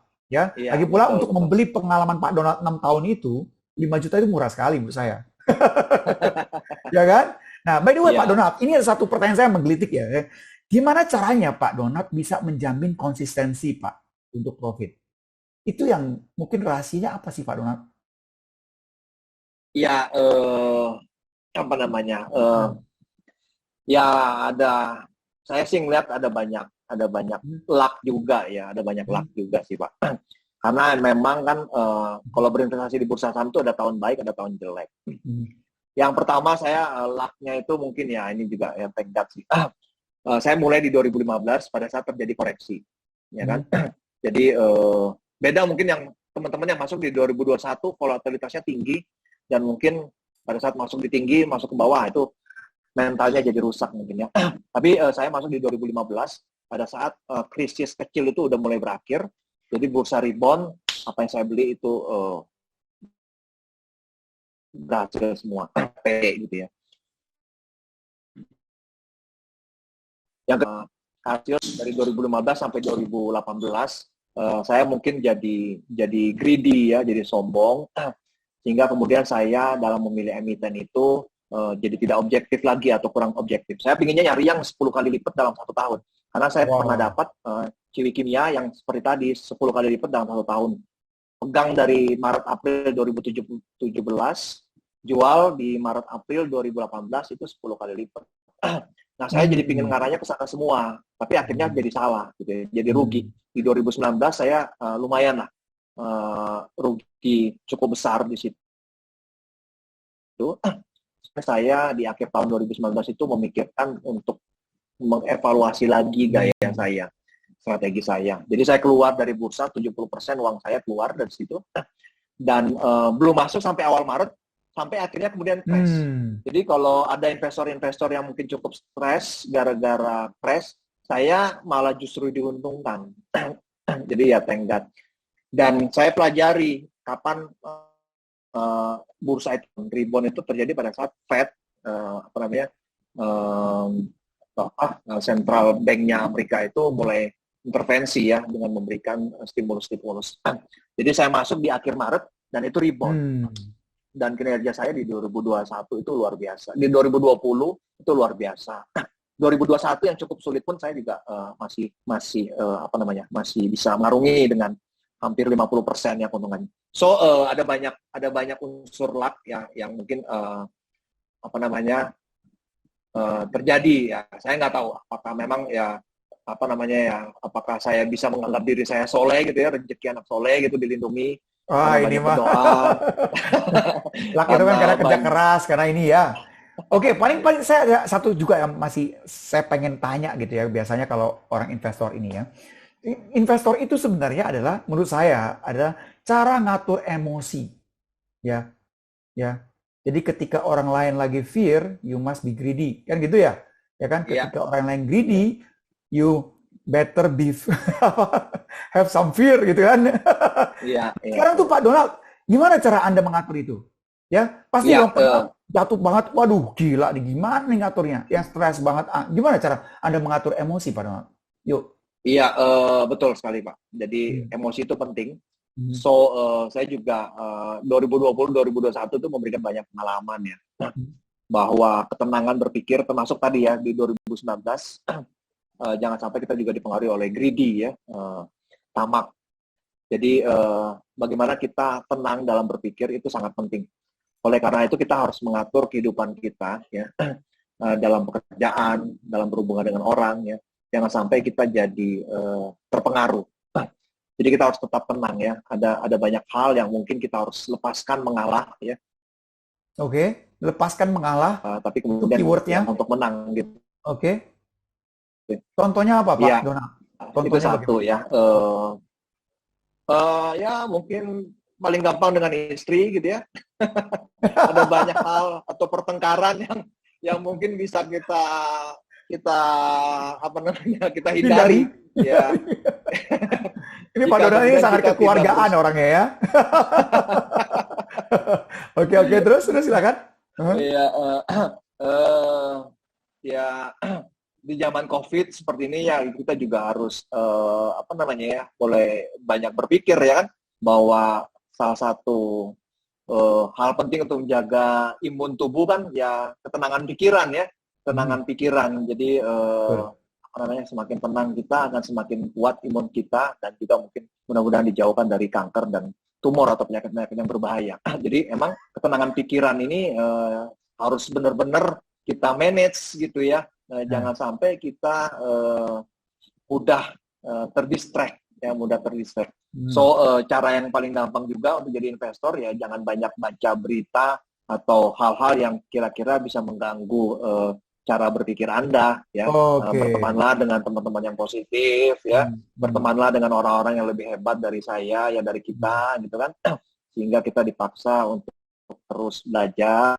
hmm. Itu mungkin yang bisa kita lakukan ya, tentu Bapak dan Ibu juga tahulah yang sudah bisa dilakukan untuk menjaga pikiran. Jadi penting banget. Yang kedua juga ketenangan pikiran itu bisa terjadi karena kita memahami apa yang kita beli. Ya. Kita Hmm, hmm, memahami apa yang terjadi di bursa. So misalnya tadi saya sampaikan di tahun 2019 saya keluar 30%, ya sisanya 30%. Salah satunya adalah emiten BRI Syariah. Saya itu sudah yakin banget bahwa BRI Syariah ini akan memberikan keuntungan yang luar biasa buat saya karena memenuhi semua indikator yang saya Ted. tentukan, Hmm. ya kan? Jadi saya beli di harga yang murah. BRI induknya membuat BRI Syariah itu modalnya itu 500 perak per lembar sahamnya. Jadi induknya aja butuh 500. Nah, saya di akhir tahun 2019 itu bisa beli di harga 300. Di harga 300. Tapi kemudian gara-gara COVID, ya kan? Gara-gara COVID, harga dia turun. Ya sebelumnya kan dari 500 ke 300 sudah turun jauh gitu. Saya masuk 300. Nah, gara-gara COVID dia turun lagi, Bang. Sampai ke Hmm. 150, 140. Artinya Oke. apa? Modal saya di 300 itu rugi 50% lebih. Hmm. Ya, senang. Tapi instead of saya jual, saya malah justru averaging down. Saya nambah banyak. Dan mungkin saya jual emiten yang lain, saya fokus sama BRI Syariah. Karena saya Hmm. yakin bahwa emiten ini akan memberikan keuntungan yang luar biasa. Bahwa dia akan segera perform. Dan itu semua ada di internet. Datanya bisa kita cari. Cuman masalah kita mau riset atau tidak. Jadi saya yakin minimal misalnya di kuartal pertama, ya kan, itu April, akhir April atau awal Mei paling tidak, itu dia akan kelihatan kinerjanya bagus, dan begitu kinerjanya bagus, pasar akan mengapresiasi harganya. Jadi memang di Maret itu bisa sampai ke 140, 150 ya. Tapi kemudian apa yang terjadi dengan BRI Syariah, mungkin teman-teman sudah tahu. Yang pertama, di kuartal pertama kinerjanya bagus, harganya terbang dari 150 jadi 300, 300 lebih menuju ke 500, dan dari 500 menuju ke 3.000. Hmm. Salah satu yang menjadi ya ini juga mungkin luck juga bahwa kemudian Menteri BUMN Pak Erick Thohir mengumumkan bahwa akan terjadi merger ya di antara bank-bank syariah yang dimiliki oleh bank. Jadi dari Mandiri Syariah, BRI Syariah, kemudian dimerol BTN Syariah. Nah, gara-gara itu harganya luar biasa terbang di 2.000 ya, waktunya untuk jual karena udah terlalu mahal. Tapi sempat ke 3.000 juga. So, poinnya adalah kita tahu apa yang kita lakukan. Jangan harus sama pasar ya. pasar itu ada dua emosi utama. Yang pertama adalah fear, ya fear. Yang kedua adalah greed. Jadi pasar itu tidak rasional. Kita sebagai investor harus rasional, ya, harus objektif dalam berpikir, mengambil keputusan secara rasional. Tapi pasar itu nggak rasional, gila dia gitu ya. Jadi kalau dia takut, akan benar-benar ketakutan. Barang bagus yang murah itu pun dijual. Jadi luar biasa gilanya. Waktu mereka menjual BRI Syariah, ya kan di awal tahun, padahal ntar lagi itu Maret akhir, padahal sebenarnya mungkin pengumuman tentang kinerja dia itu akan diumumkan di akhir April atau di awal Mei. Nggak nyampe 2 bulan lah kira-kira ya. Itu mereka masih mau menjual barang bagus prospek seperti itu kan luar biasa, nggak masuk akal. Di harga yang sangat murah, ya kan? Misalnya Bang Ferry ini beli apa namanya BMW. BMW di harga pasaran itu harganya 500 juta. Bekas ya, BMW bekas. Tapi kemudian karena ada teman yang butuh, dia jual di 300 juta. Tapi sudah dicek ke bengkel masih bagus, ya kan? Makanya Bang Ferry mau beli itu BMW 300 juta. Walaupun di harga 400 juta. Tapi kemudian, ya kan, apa namanya, Bang Ferry lihat nih, ada yang tergores, misalnya sedikit gitu ya, ada yang kotor sedikit, wah jadi ketakutan gitu kan. Sehingga kemudian barang bagus ini mau dijual jadi 150 juta. Padahal harga pasarannya 500 juta. Ya kan? Bahkan kalau mau bisa dipoles sedikit, bisa jadi lebih dari 500 juta. Itu kan nggak masuk akal gitu ya. Ya, harga seperti itu makin dijual makin rendah gitu. Ya kita sih karena kita tahu, karena saya tahu, ya kan? Itu kan kayak nemuin permata di depan mata, Bang. Ya kan? Wah, ini kayak nambung emas, ya. Itu langit itu kayak mencurahkan emas. Kita seneng aja gitu kan. Ini barang bagus, murah banget gitu. Murah banget. Saya tahu itu mudah bagi dia untuk kembali ke 500, minimal 1-2 tahun ke depan. Jadi kalau orang itu jualan 200, 150, ya saya beli, Mas. Ya kan, saya akan sangat tamat. Maruk banget saya beli itu. Ya, kalau bisa saya tanya lagi ke istri, boleh nggak jual rumah? Tapi ya. Pasti jawabannya enggak gitu kan. Iya. Nah, untungnya ada yang saya deposito yang sebelumnya saya simpan, saya cairkan itu. Aduh, oke. Jangan kasih tahu dia ya. Nah, itu ya, terus, itu kayak permata ditawarkan. Wow. Ya kan? Ditawarkan, kita cuma perlu bersabar. Market pasti apresiasi. Ya kan? Begitu fear-nya hilang nih ya, begitu fear-nya hilang, dia akan naik. Dan begitu dia naik, itu akan berganti, Bang. Jadi greedy. Orang lain greedy itu. Orang lain greedy. Jadi ngelihat harganya naik 500, 1000, 2000. Greedy itu semua pada beli itu. Iya. Nggak mau tinggalan, ya? FOMO. Iya. FOMO mereka kan. Bagi saya, begitu orang sudah greedy, udah tamat, waktunya saya fear. Kebalikan. Jadi saya kontrarian. Saya keluar. Saya tidak mau mengikuti cara berpikir pasar. Karena mereka orang-orang gila. Pasar secara keseluruhannya. Yeah. Saya harus berpikir rasional. Harus berpikir tenang. Dan dengan sabar saja. Pasti cuan. Ilmunya sesimpel itu. Tapi kan, untuk bisa yakin, untuk bisa melakukan apa yang saya lakukan, kontrarian, melawan pergerakan massa, kan saya harus tahu apa yang saya beli. Saya harus memahami apa yang saya lakukan. Nah, itu kuncinya baca sama riset. Cuman itu aja. Iya. Nggak perlu IQ 130, nggak perlu jadi pemenang Ganesha Prize, Bang. Nggak perlu. Yang IPK-nya 2,75 kayak saya masih bisa survive gitu ya. Yang IPK-nya 2,5 juga masih bisa. Gitu. Iya. Nggak perlu. It's not a rocket science ya. Menang Ganesha Prize. Yes. Iya, it's not a rocket science. Yes. Right, oke. Keren banget nih ya. Keren banget Pak Donat ya. Ini benar-benar luar biasa hari ini ya. Nah, saya sekarang nih mau tanya nih teman-teman di sini kan ya. Kita coba sekarang ya, ada pertanyaan ya, saya bacain ya. Pak Donat boleh ya? Ya. Jadi gini, ada satu pertanyaan dari Dian Rizky nih. Pak Diannya ada nggak Pak Dian Rizky-nya? Ya, oke. Pak Dian Rizky ada? Yes. Ya, oke, saya bacain ya. Pak Dian Rizky ya, saya bacain pertanyaannya. Siap. Bos, saya ada rada telat invest di saham nih, baru mulai di Februari 2021.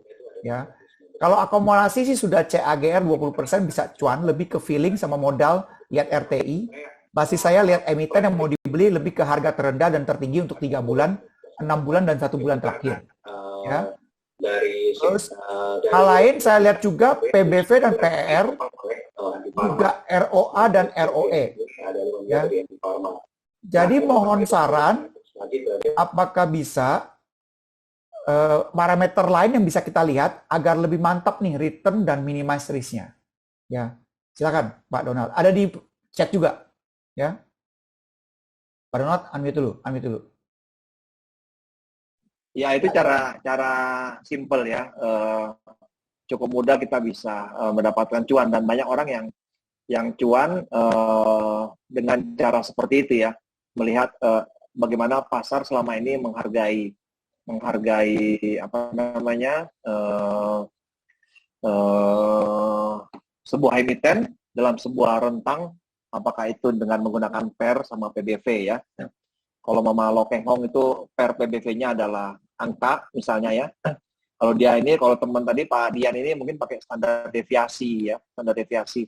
Pada saat dia lagi di standar deviasinya di bawah ya, minus, itu mungkin waktunya beli ya. Nah, ada banyak teman-teman seperti ini. Ini memang melihat analisisnya seperti itu ya. Tidak perlu banyak baca terkait dengan emiten, tapi kemudian bisa melakukan hal seperti ini. Bisa-bisa juga gitu ya. Ini cukup ringan, saya sih oke-oke aja gitu ya. Tapi kemudian ada pertanyaannya, apa yang kemudian parameter lain. Ada parameter lain yang spesifik Pak Donald bilang, oh ini kayaknya saya lihat. Ada nggak? Beda gaya. Ya, okay. Jadi saya tidak melihat yang standar deviasi, tapi sama-sama PER PBV. Okay. Tapi beda gaya gitu. Kalau saya analisis menyeluruh emitennya. Jadi nggak hanya dilihat dari valuasinya aja. Kalau kita ngomong PER PBV kan, kita hanya melihat valuasinya. Kita mencari perusahaan yang murah, ya kan? Cara valuasinya, mengukurnya adalah dengan PER PBV atau tadi pakai PER band atau PBV band gitu kan. Nah, tapi ada faktor lain kalau saya selain valuasi itu adalah bagaimana saya bisa melihat cerita perusahaan. Saya memahami apa yang terjadi di perusahaan itu dan saya juga melihat bagaimana leadernya ya, manajemennya dan juga prospek. Nah, itu ada faktor, bukan hanya gayanya berbeda ya. Ini relatif lebih simpel ya, emang teman-teman. Ini Pak Dian relatif lebih simpel. Oke. Nah, pertanyaan selanjutnya nih, idealnya berapa emiten sih dalam portfolio kita, Pak Donald? Kalau dari Pak Donald sendiri lah, mungkin kita nggak bisa bicara ideal ya, karena kan tiap orang beda-beda ya. Tapi kalau Pak Donald sendiri, berapa emiten sih dalam portfolio biasanya begitu, Pak? Iya, rule of thumb-nya ya itu 10. Tapi ini mengikuti prinsip bahwa saya ngikutin Warren Buffett ya, bahwa kita itu fokus investing. Ya, kita memang melakukan yang namanya diversifikasi, tapi diversifikasinya nggak banyak gitu ya. Agar kemudian ya, karena kan saya udah baca, udah mendalami, udah yakin sama emiten itu gitu kan. Ya, tentu saya berharap bisa mendapatkan cuan yang besar ya kan dari situ. Dan mungkin nggak banyak emiten yang bisa saya dapatkan, misalnya seperti BRIS. Saya yakin BRIS ya, nggak mungkin saya bisa dapatkan 20 emiten yang kualitasnya itu memenuhi semua indikator saya seperti BRIS. Tentu mungkin jumlahnya sangat sedikit, bisa jadi 5-10 ya. Jadi kalau Anda bayangkan Anda punya uang 100, Anda masuk ke 10 emiten. Jadi masing-masing 10 ini punya nilainya 10, ya kan? 10 kali 10, 100. Begitu ada emiten-emiten yang berhasil sesuai dengan analisis kita, mostly benar, ya walaupun tentu ada aja yang salah. Misalnya 2 atau 3 salah masih oke. Even 4 pun salah oke. Tapi begitu ada 5 atau 6 yang benar, dan itu biasanya saya set target saya mencari keuntungan 100%. Artinya kan misalnya dari within berapa 6 atau 100%, Pak Donald? 5 emiten. Within berapa 100%? Within 1-3 tahun. Oke. 1-3 tahun. Oke. Ya, 1-3 tahun. Nah, jadi artinya kan kalau mama saya bisa 6 aja yang benar, ya kan? 6 ini 60% itu akan jadi dikali 2, jadi 120. Ya kan? 120%. Artinya saya sudah cuan tuh 20%. Walaupun 4 salah ya. Walaupun 4 salah bisa jadi 4 minus ya. Tapi juga ada juga emiten-emiten yang lain yang mungkin di atas 100%. Dan juga kadang-kala ada beberapa emiten, walaupun saya set target 1-3 tahun, tapi ada beberapa emiten yang kemudian bisa memberikan cuan itu lebih cepat daripada proyeksi kita. Jadi 6 yang benar, ya kita targetkan 100%. Ada yang emiten 1-2 itu yang terjadinya dalam waktu 1 tahun. Ada yang emiten yang terjadinya dalam waktu 2 tahun, ada yang mungkin 3 tahun. Tapi kemudian ya emiten-emiten yang terjadi dalam waktu 1-2 tahun ini, ya kan, itu kan saya jual, udah mencapai target price-nya misalnya, itu saya jual dan saya beli lagi yang murah, ya saya beli lagi yang murah, yang kemudian saya bisa dapat beberapa emiten lagi. Nah, ini akan menggulung lagi gitu kan, yang mungkin kurang baik performance-nya, bisa jadi saya jual juga, saya cut loss kalau mau rugi ya misalnya, saya cut loss, saya cari lagi yang baru. Nah, benar demikian kinerja saya bisa makin terus ya, makin konsisten ke atas gitu ya. Nah, ini berkaitan nih Pak Donald. Ini ada pertanyaan dari teman saya nih, Jati nih ya, pasti kenal juga nih kayaknya nih. Wahyu Jati dari IF juga nih ya. Pak Donald bisa sharing nggak planning exit strateginya pas ketemu emiten pilihan gitu kan? Karena kan tadi kan kapan you mesti cut loss, kapan you mesti take profit. Nah, Pak Donald, ada semacam hints nggak buat kita ini? Iya. Saya yakin pasti ada targetnya segala macam gitu ya. Tapi hintsnya apa sih? Ini pasti nggak gampang nih. Iya. Iya ada. Nggak gampang. Karena kalau Peter Lynch itu, ya kalau baca Peter Lynch itu ada 6 kategori saham. Oke. Saya biasanya mengikuti dua kategori. Hanya 2 kategori ya. Oke. Pertama adalah cyclical, karena ini yang paling gampang.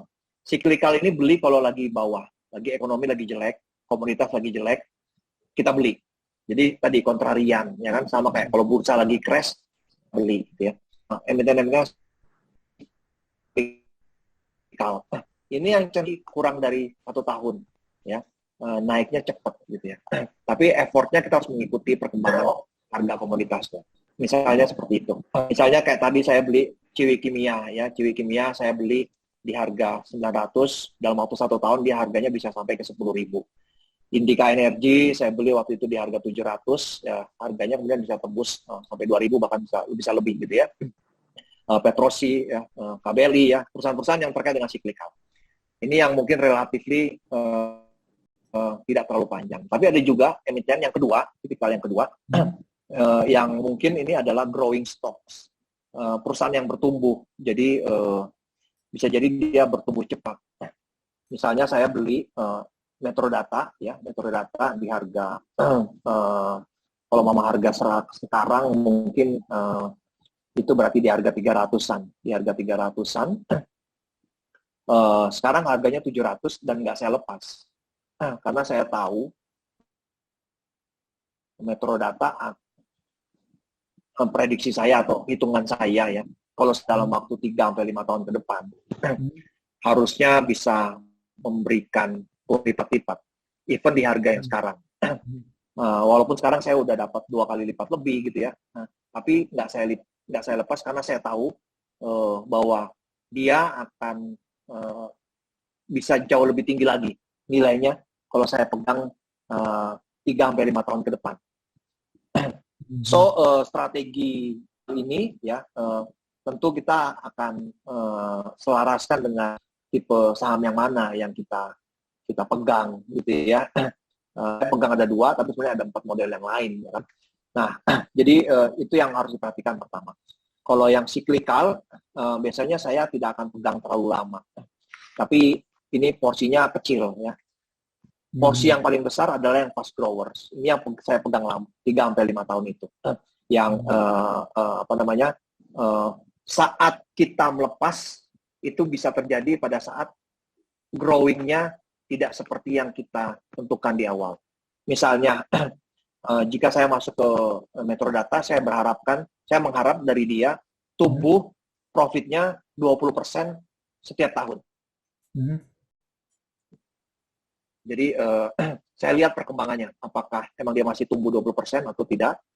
Jika dia masih, saya masih hold. Tapi kalau kemudian growing-nya udah mulai melambat, bisa jadi nanti di 2000 misalnya ya, di 2025 setelah 5 tahun terakhir dia tumbuh 20% lebih,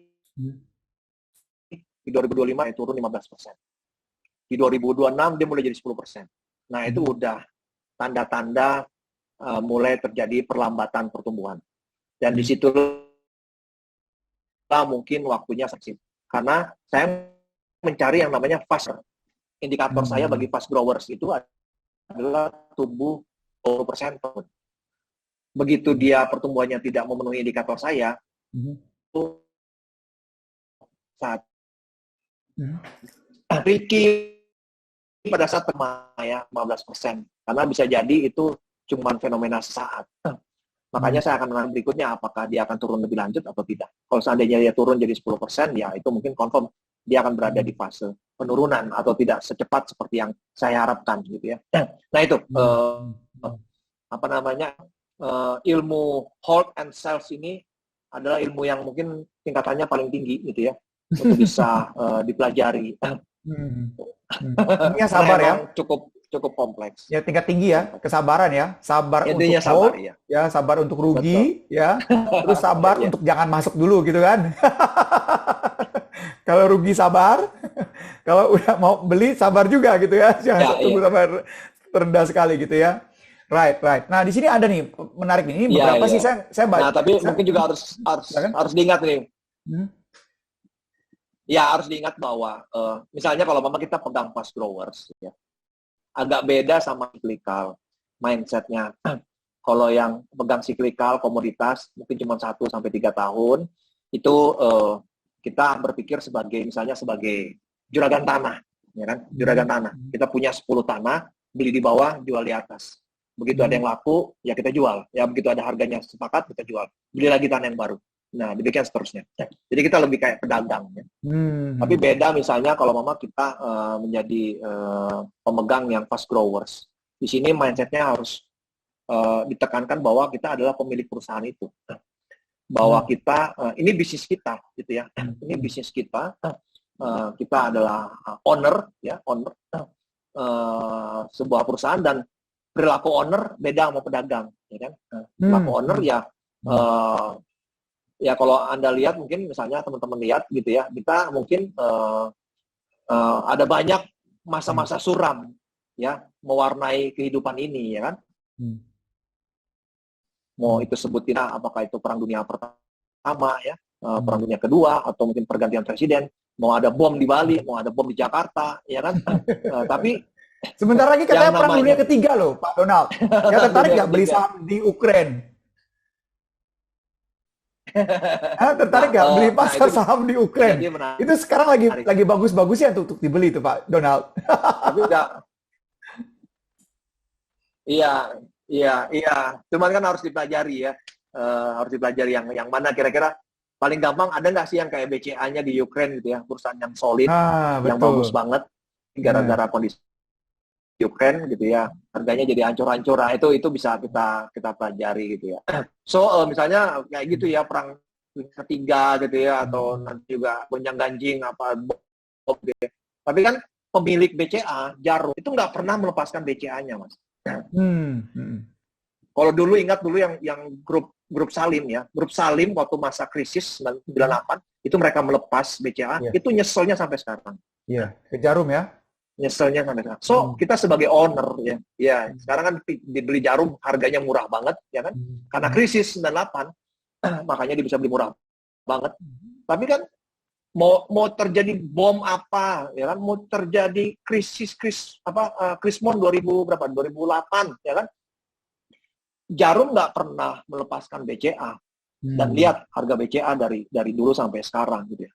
Dan bayangkan kalau mama kita sebagai pemilik BCA waktu sama-sama Jarum 98 itu udah berapa puluh kali lipat uang kita bertumbuh dan kita nggak ngapa-ngapain, bahkan tiap tahun kita dikasih dividen ya, itu Jarum bisa dapat berapa puluh triliun tiap tahunnya dividen dari BCA. So perilaku kita harus sebagai owner ya. Kita ini pemilik sebuah perusahaan hebat ya, yang akan terus bertumbuh, yang akan memberikan kita kekayaan. Ya kita nggak perlu cek harganya mungkin. Ada orang-orang yang seperti itu ya. Jadi perilakunya benar-benar sebagai pemilik perusahaan. Jadi saya bangga, saya pemilik perusahaan Metrodata. Ya kan? Nanti saya cerita sama anak saya. Ini papi punya perusahaan ini. Walaupun kepemilikannya 0,0000% gitu kan. Tapi ya kita owner gitu ya. Nanti pada saat RUPS, kalau kinerjanya kurang bagus, misalnya saya berharapnya 30%, ternyata dia 20%. Saya bisa marah-marah tuh sama direksinya. Kamu gimana sih? Ya kan? Bisa minority kan? Ya, minority dulu ya sekarang. Kalau minority. Nah, karena minority ya saya bisa marah, tapi kan direksi belum tentu dengerin saya juga gitu kan. Tapi yang penting saya bisa marah. Jadi ya kita perilakunya sebagai owner. Ya. Keren. Nah, ini ada pertanyaan nih ya. Ini kata-kata dari Pak Pamungkas nih ya, saya bacain ya. Ini bagaimana dengan fenomena saham-saham multi-bagger sampai ribuan %, padahal fundamentalnya nggak begitu bagus tuh. Ya, beberapa EPS-nya, earning per share-nya itu minus. Ya, relevansinya dengan value investing apakah masih relevan atau perlu modif dengan kondisi pasar sekarang? Itu pertanyaan dari Pak Pamungkas. Iya, makanya tadi saya sebutkan ada 3 pendekatan ya. Yang pertama, yang beli yang murah, itu orang nanya value investing. Yang gaya Lo Keng Hong, gaya Benjamin Graham. Tadi mungkin ingat. Yang kedua adalah gayanya si Warren Buffett. Cari perusahaan dah, kita diamin aja, tidurin aja gitu kan. Yang ketiga yang gaya Peter Lynch, sebenarnya Peter Lynch tapi kemudian dimodifikasi sama Cathie Wood ya. Cathie Wood sekarang masuk saham-saham yang inovatif ya, di mana valuasinya itu ukurannya berbeda dengan yang faster growing ya, berarti kan? Ya, jadi ini yang kayak startup gitu ya, di mana valuasinya itu seringkali berbeda dengan gaya yang lama. Kalau kita pakai PRPBV, dia udah pakai pendekatan berbeda ya, merchandise value atau price per sales, ini berbeda. Nah, jadi fenomena ini memang banyak digerakkan oleh venture kapitalis, dan sekarang dana orang-orang besar itu banyak masuk ke venture kapitalis. Jadi ada banyak saham khususnya di Amerika yang memang disruptif ya, seperti Tesla. Nggak akan bisa dipahami kalau kita pakai gaya yang lama. Tapi ya ada banyak orang yang menikmati keuntungan besar di Tesla. Nah, di Indonesia fenomena ini berlaku kayak di bank-bank digital. Walaupun memang agak berbeda kayaknya. Karena konsepnya sebenarnya nggak jelas di Indonesia di bank digitalnya seperti apa. Jadi kalau saya sih lebih konservatif. Saya menghindari yang valuasinya yang gila-gilaan gini ya. Yang mungkin bagi saya itu mahal. Saya akan mencari perusahaan-perusahaan yang bagus, yang bertumbuh cepat, yang fastest growing, tapi valuasinya masih murah. Ya kayak tadi Metrodata. Saya nggak mungkin masuk kayak Bank Jago atau bank-bank digital lain yang udah luar biasa ya mahalnya. Ya belum ketahuan konsepnya, tapi mahalnya udah jelas. Pakai banget gitu kan. Nah ini kan kalau itu terjadi itu resikonya luar biasa besar. Wah ya, sejarah sih udah banyak menceritakan. Cerita seperti ini bukan yang baru ya. Udah selalu terjadi, dan begitu harganya jatuh itu luar biasa penurunannya. Pak Donald, sekalian saya juga mau tanya nih. Pak Donald pernah beli saham yang baru IPO nggak, Pak Donald? Menghindar. Saya menghindar seperti diajarkan oleh Warren Buffett. Kenapa? Ada 2 sebab. Yang pertama, saham-saham IPO itu informasinya belum banyak. Jadi saya nggak bisa cari data untuk menganalisisnya. Sama kayak beli kucing dalam karung. Yang kedua, perusahaan-perusahaan IPO itu pasti atau harusnya jual mahal. Ya, jual mahal di harga tinggi. Jadi lebih baik saya cari yang ada di bursa, yang udah jelas datanya, yang mungkin lebih murah atau jauh lebih murah. Jadi saya berarti kriterianya berapa tahun udah melantai di bursa? Apakah dalam waktu udah 5 tahun di bursa, 3 tahun, atau 10 tahun, atau gimana? Enggak, ya mungkin ya nggak terlalu kan tersedia data. Yang kedua juga murahnya. Sih kayak saya lihat polanya tuh 3 tahun. 3 tahun kemudian pasar mengapresiasi itu ya, saham-saham itu. Karena mungkin setelah 3 tahun datanya udah lumayan lengkap ya. Dalam 3 tahun gorengannya tapi sudah jangan selesai lupakan, gitu ya. Ya kadang-kadang gorengannya cuma beberapa bulan ya. Jadi biasanya saham-saham gorengan tuh bentuknya segitiga gitu ya. Ya, ya, Segitiga ya. naik cepat tapi turunnya cepat. Nah, itu arti kalau mama pola sahamnya, harga sahamnya segitiga gitu. Oke, ini ada pertanyaan lagi Pak Donald ya. Bagaimana pendapat Pak Donald tentang ini nih, best profit futures, ya perdagangan Boleh, emas boleh. berjangka. Itu gimana tuh? Ya, konon katanya udah banyak korban katanya nih. Ya, Pak Donald main nggak itu perdagangan emas berjangka atau Ah, profit futures?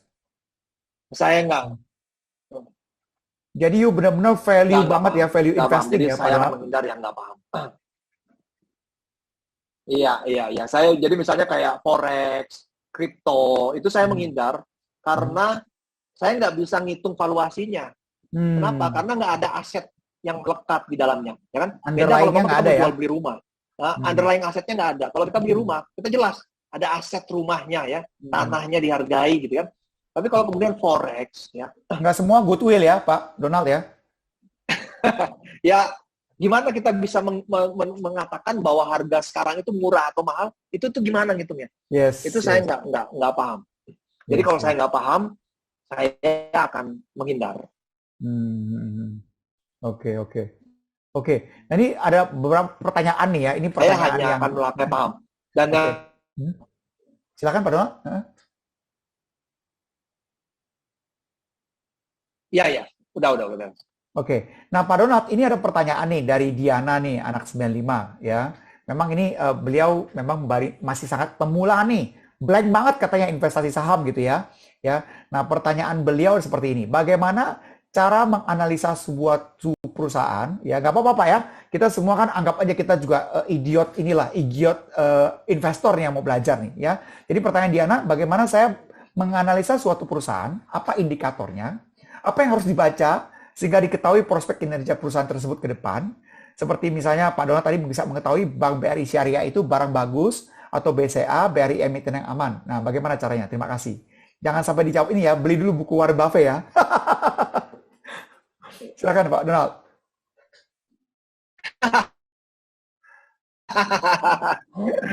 Intinya yang harus diingat itu ini tipe harus ditentukan ini tipe stok apa. Stoknya ini akan menentukan indikatornya apa.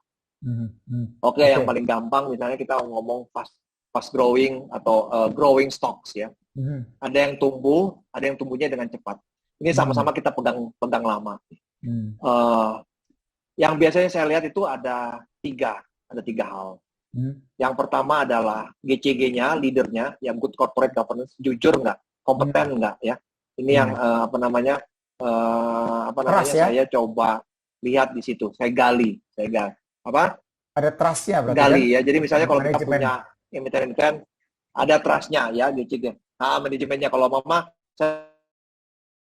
emiten ini punya Pak TPA kan, dan ITB ini kualitasnya luar biasa bagus. Saya yakin tuh masuk ke situ. Tapi ada juga beberapa kelompok konglomerasi yang emang kerjanya adalah menipu, ya kan? Nah, saya tentu punya Pak Beni Cokro misalnya, gimana tuh? itu. Boleh nggak, Pak Donald? Ya harus dihindari ya, Jadi itu satu. Ya. GCG sama manajemennya. Yang kedua, kita harus lihat valuasinya murah atau mahal. Ya kan? Ada indikator-indikatornya, ada teori-teorinya ya. Misalnya kalau mama pernya di bawah 10, semakin rendah semakin bagus. PBV-nya di bawah 1, ya itu murah gitu ya. Jadi kita lihat valuasinya, nggak usah ribet kayak fund manager yang pakai pendekatan DCF ya, yang seringkali asumsinya itu kompleks banget. Kita seringkali di bursa saham itu perlu melakukan simplifikasi ya. Jangan rumitisasi gitu kata kayak dosen ya kan.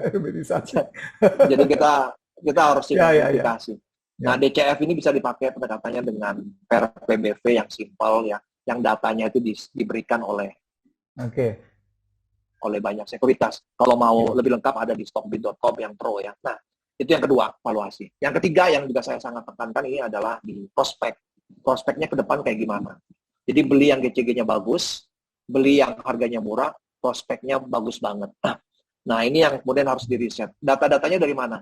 Ada laporan tahunan, annual report, itu tersedia di IDX, di websitenya IDX, di websitenya emiten juga ada. Laporan keuangan, juga ada yang namanya PUBEX ya, public exposure. Seringkali kita bisa ketemu dengan direksi, kita bisa tanya-tanya hal-hal yang kita tidak pahami kepada direksi. dan juga berita-berita. Nah, itu semua ada di internet gitu ya, yang cuman masalah mau atau enggak kita googling dan menganalisis, membedah. Ya.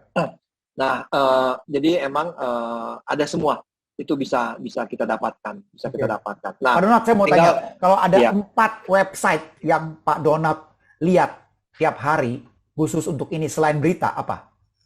ya, ya tentu IDX ya, IDX itu semua kita bisa dapatkan berita-berita, Oke. termasuk juga laporan tahunan, laporan keuangan ya. Yang kedua juga saya suka stockbit.com, di mana saya suka melihat ada indikator-indikator keuangan yang sudah diolah oleh Stockbit. Jadi saya nggak perlu apa namanya waktu banyak untuk mempersiapkan itu, ya kan? Ya, yang ketiga saya tentu harus baca mungkin web 10 ya. Dan yang keempat mungkin juga berita-berita harian yang terkait dengan bisnis announcement di Indonesia. Misalnya kayak Bisnis Indonesia, Investor Daily, Kontan, ya kan? Ini kan sekarang zaman pandemi ini seringkali kita dikirim tuh gratis.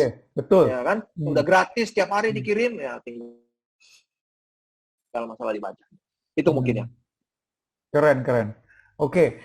Nah, ini pertanyaan mungkin ini yang saya baca nih ya. Apakah perlu account terpisah untuk investasi saham jangka pendek dan jangka panjang ya supaya lebih mudah dalam monitoring? Iya, beberapa teman melakukan seperti itu.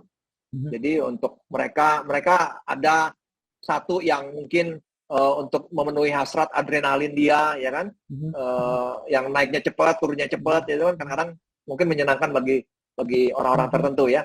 Tapi ada juga yang mereka nggak mau lihat ya, jadi dipisahkan akunnya yang jangka panjang. Kalau emang itu work best for you ya silakan. Kalau saya sih nggak dipisahin, karena emang saya inginnya investasi. Oke. Nah, ini semua Ini sebenarnya ada pertanyaan yang mau bahas Bukalapak, tapi kan menurut tadi Pak Donald bilang kan memang untuk yang baru-baru IPO itu not under your scrutiny ya. Apa scrutiny-nya nggak under your target gitu ya. Benar ya Pak Donald ya? Ya, tapi kalau misalnya memang memang ini ya, kalau misalnya contoh begini. Ada satu contoh kasus nggak? Selain tadi Metrodata ya udah banyak dibahas gitu ya. Tapi ada satu contoh kasus yang dari awal Pak Donald tahu nih, coba lihat di riset, oh ternyata ini benar-benar perusahaan seperti Metrodata gitu. Boleh ada satu study case nggak buat kami, Pak Donald? Contoh? Ya, contoh study case yang bilang bahwa ini tuh perusahaan yang fast grower nih pasti nih, ya kan? Itu satu yang study case ya, kecuali Metrodata tadi udah benar ya, Metrodata atau yang BRI Syariah, tapi ada satu study case kayak yang Pak Donald bilang, ini nih, waktu saya beli, saya teliti, ternyata berita begini, nah itu, ada study case nggak buat kami? Untuk di-share, Pak Donald. Iya, oke, boleh lah. Apa namanya, yang ini ya, tapi ini mahal nih ya, Pak Donald ya? 10 juta nih berarti ya? Iya,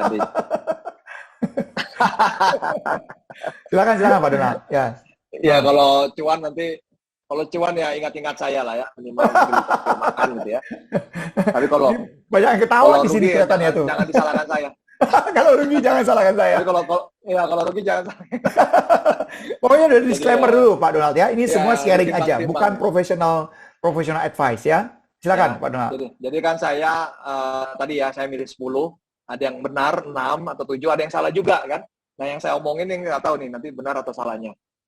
Jadi yang pasti sih so far udah benar. Saya melihat ada sebuah perusahaan tisu ya. Mungkin teman-teman saya nggak tahu kalau yang di Jakarta lihat atau tidak ya. Itu apa namanya Suparma. Saya teliti ya. Kenapa saya teliti? Karena sekarang kala saya melihat di berita itu ada sebuah emiten yang harga sahamnya naik 25% dalam sehari. Nah, saya senang seperti itu karena bisa jadi dia ada perubahan cerita ya, ada perubahan cerita. Dan saya teliti bahwa ternyata ini perusahaan yang bertumbuh ya, perusahaan yang bertumbuh dari 10 tahun yang lalu ya, sales-nya, profit-nya, ekuitasnya itu tumbuh. Dan setelah saya cek, ternyata salah satu drivernya adalah karena pertumbuhan tisu, penjualan tisu. Jadi dia produknya ada macam-macam. Ada kertas industri yang namanya duplex, yaitu kertas karton yang dipakai untuk kemasan produk-produk FMCG ya, FMCG susu gitu ya, pakai kertas itu kan ya, misalnya karton itu ada ya, karton, kertas karton. Yang kedua dia juga punya yang namanya kertas pembungkus nasi, itu cap gajah. Nah, kalau Anda lihat, Anda makan di warteg ya, atau di pinggir jalan, dia ini market leader cap gajah ya, cap gajah, kertas pembungkus nasi yang warna coklat, cap gajah itu dia market leader, 60% dari market share dia pegang. Yang ketiga ya tentu dia terkait dengan tisu ya, tisunya itu dia ada mereknya namanya Plenty sama CU ya, CU ya, CU. Jadi nanti kalau bapak-bapak atau ibu-ibu ya, kalau ke supermarket, tolong beli tisunya Plenty atau CU ya, biar bisa meningkatkan penjualan perusahaan saya ya. Jadi dia ada handuk juga ternyata. Ada handuk juga, napkin ada juga. Ya, hand towel ya. Jadi intinya sih bahan-bahan yang terkait dengan kertas ya. Oke, habis itu? Nah, ternyata dia bertumbuh, ya kan, bertumbuh. Tapi tidak luar biasa. Cuman emang kemudian gara-gara COVID, dan itu kemudian terlihat di 2021 ya, khususnya di kuartal 3 kemarin yang baru ya, laporan keuangan terbaru, ada sebuah perubahan cerita lagi ya. Bahwa kemudian gara-gara COVID ini demand untuk hand towel itu naik luar biasa. Jadi kalau mama teman-teman perhatikan, mungkin di restoran, di hotel, di mall, dulu banyak yang nggak punya hand towel. Ngerti ya kalau saya ngomong hand towel ya, yang yang coklat, kertas kita tarik dari di WC gitu ya. Langsung keluar satu. Kalau di Jakarta itu mungkin bisa lihat di bandar. Ya, saya beberapa kali ke Bandar Jakarta itu ada tuh ya, Bandar Jakarta misalnya hand towel ya, CU atau Plenty. Ya, betul. Nah, itu dulu restoran, hotel, mall itu nggak punya hand towel. Tapi lihat sekarang, hampir semua ada. Ya, hampir semua ada, khususnya yang mungkin level menengah ke atas ya. Jadi demand-nya itu luar biasa. Akibatnya, ya kan, permintaan ini membuat kinerja Suparma itu jadi luar biasa. Yang sebelumnya bertumbuh, ada potensi dia akan menjadi fast growers. Apalagi dia sudah bikin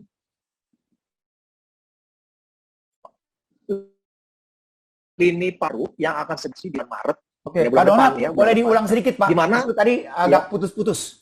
Jadi apa? Ada potensi untuk bikin apa tadi? Pabrik atau apa? Pak Donald, silakan. Ya, dia ada potensi karena dia lihat itu demand yang luar biasa di hand towel ini di 2021 ya. Dan dia juga bikin pabrik baru di mana pabrik baru ini kapasitasnya itu 20% dari total kapasitas terpasang yang ada.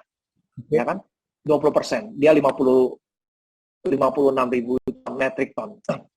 Nah, dia akan fokuskan 50% dari pabrik yang baru ini, PM10 ini, untuk produksi hand towel. Hand towel ini beda sama produk-produk kertas yang lain dan tisu yang lain, di mana dia harganya lebih tinggi, marginnya lebih tinggi, premium. Makanya di 2021 kuartal ketiga, dia bisa mencatatkan kinerja yang luar biasa, karena dia bisa menaikkan harga rata-rata itu 17%, tapi volume penjualan dia naik 6%. Nah, ini ada sebuah opportunity, kenyataan data yang luar biasa, karena pada saat kita bisa menemukan sebuah perusahaan yang bisa menaikkan harga cukup signifikan 17% di masa COVID, ya kan? Di masa COVID, apalagi di kuartal 3, di mana itu banyak terjadi varian Delta, banyak PPKM, ya kan? Tapi malah justru dia mencatatkan kinerja yang luar biasa di saat itu. Bagaimana nanti jika kondisi udah normal, tidak ada PPKM, dan pabrik yang barunya udah berjalan, dan dia dapat tambahan, ya kan, 10% dari total kapasitas itu untuk produksi produk towel yang premium, yang marginnya lebih besar, ya kan. Jadi ini Hmm. sebuah cerita peralihan dari perusahaan yang growing menjadi fast growing. Nah, itu yang saya lihat juga di Metrodata. Dan sekarang saya lihat di Suparma, di SPMA. Tapi kembali lagi disclaimer on ya. Saya bisa salah, tolong cek and recheck lagi. Resiko di tangan masing-masing ya. Tapi kalau cuan jangan lupa bagi-bagi. Saya ditraktir ke Bandar Jakarta. Di Bandar Jakarta ditraktir biar kita bisa menghabiskan tisunya si itu di situ ya. Oke. Nah, tapi saya menarik loh nih ya. Kalau tadi ya, kan kita bicara COVID ya. Pak Donald merasa ada, misalnya gini, kan semua kesehatan semua naik kan, betul ya, waktu zaman COVID ya. Pak Donald tertarik gak untuk invest di bidang kesehatan? Di perusahaan emiten yang bergerak di bidang kesehatan? Atau ada perusahaan-perusahaan kecil yang mungkin Pak Donald ada melihat di sana? Ada dong, harus dong ya. Yang pertama, emiten kesehatan itu kan yang terkenal itu emiten-emiten farmasi. Tapi emiten-emiten farmasi ini valuasinya udah mahal. Betul. Dan kebanyakan udah gede. Ya kan? Jadi dicoret lah itu. Apalagi sih emiten-emiten terkait dengan kesehatan, rumah sakit. Nah, rumah sakit ini jauh lebih mahal lagi. Ya, jauh lebih mahal lagi. Coret. Dan ternyata ada ya perusahaan, ada perusahaan yang masih kecil, ya kan, yang masih murah dan mendapatkan keuntungan yang luar biasa gara-gara COVID. Dan itu kita berhadapan dengan dia mungkin cukup sering, ya kan? Apa coba? Coach Ferry pernah dengar yang namanya Prodia, ya? Ya, pernah mengunjungi Prodia? Pernah lah. Ya kan, kolesterol adanya cuma di Prodia ya kan? Di tempat lain nggak ada. Di tempat lain nggak ada, jangan khawatir sama kolesterol. Jadi tetap ya betul. Terus ya kan, jadi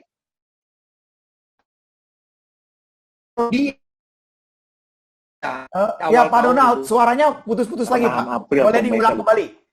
Itu putus-putus lagi. Ya. Oke, Prodia itu di awal tahun 2021 itu dijual di harga 4.000, Pak. Harga 4.000 itu, tolong jangan lihat harga murah dan mahalnya dari 4.000-nya ya. Tapi dilihat dari indikator valuasinya, misalnya PER-nya. Kalau nggak salah itu PER-nya waktu itu 6. Dan itu masuk ke kriteria saya sebagai murah, ya murah. Di PER 6. Dan ini perusahaan yang luar biasa, Pak. Perusahaan yang luar biasa. Jadi, bertumbuh. Tapi kemudian gara-gara COVID, ya kan, dia tertrigger agar dia bisa bertumbuh luar biasa cepat. Saya nggak ngomong bagaimana dia mendapatkan pendapatan karena tes-tes yang terkait dengan PCR, gitu ya, antigen, enggak. Itu jelas, itu dia panen. Ya. Tapi ternyata kontribusi dari tes-tes ini itu cuma 15% terhadap total revenue dia. Jadi ada tes-tes lain yang relate, yang tidak terkait dengan COVID, yang menjadi sumber utama pendapatan dia. Kenapa ini jadi menarik? Karena COVID ini bagi saya adalah sementara.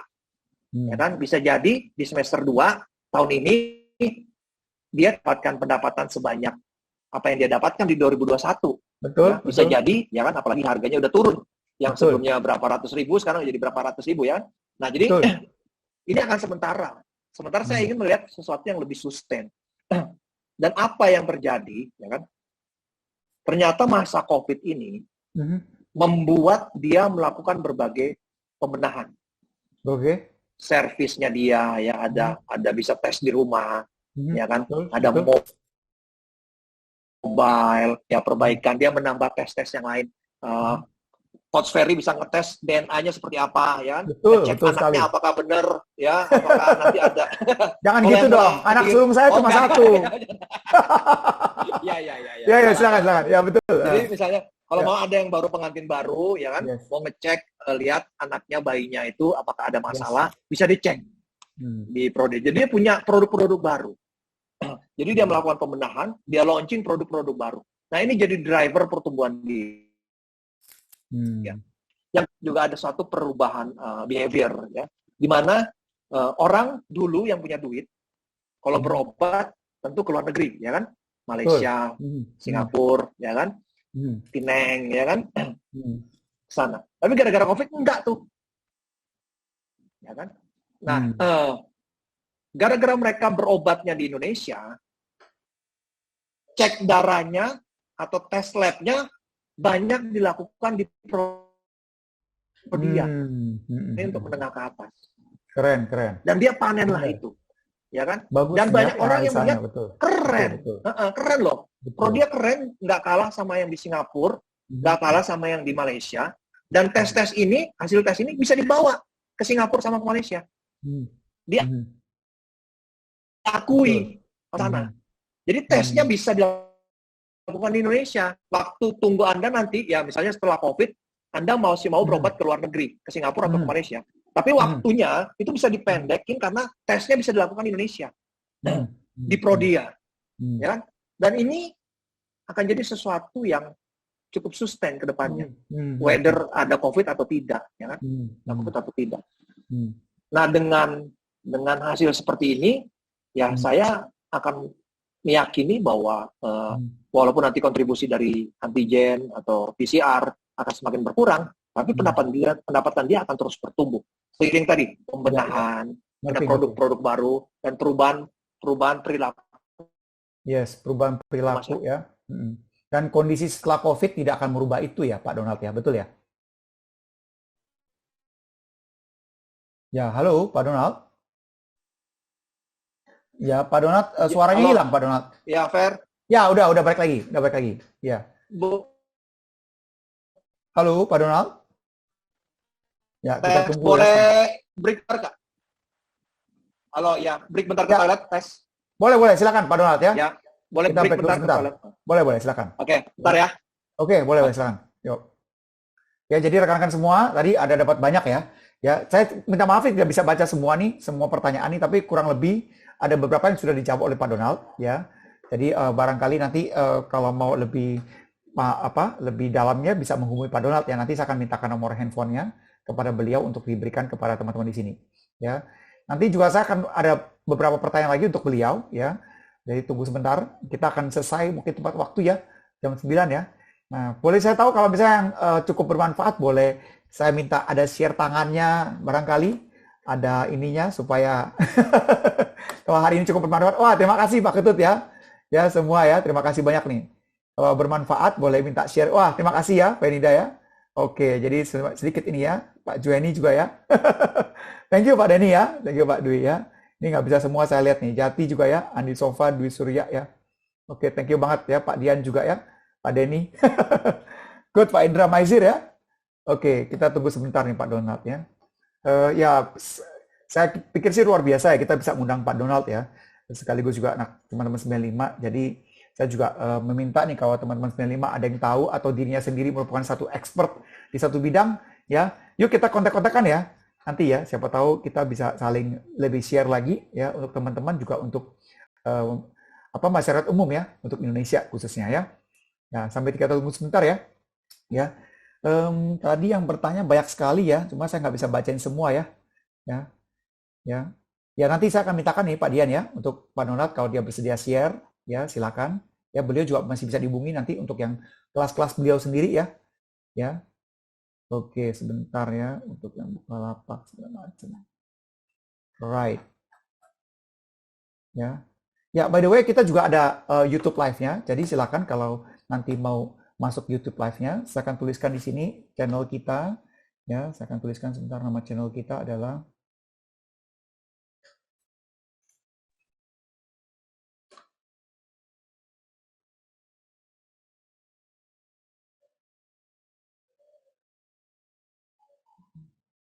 ya, nama channel kita adalah ITB 95.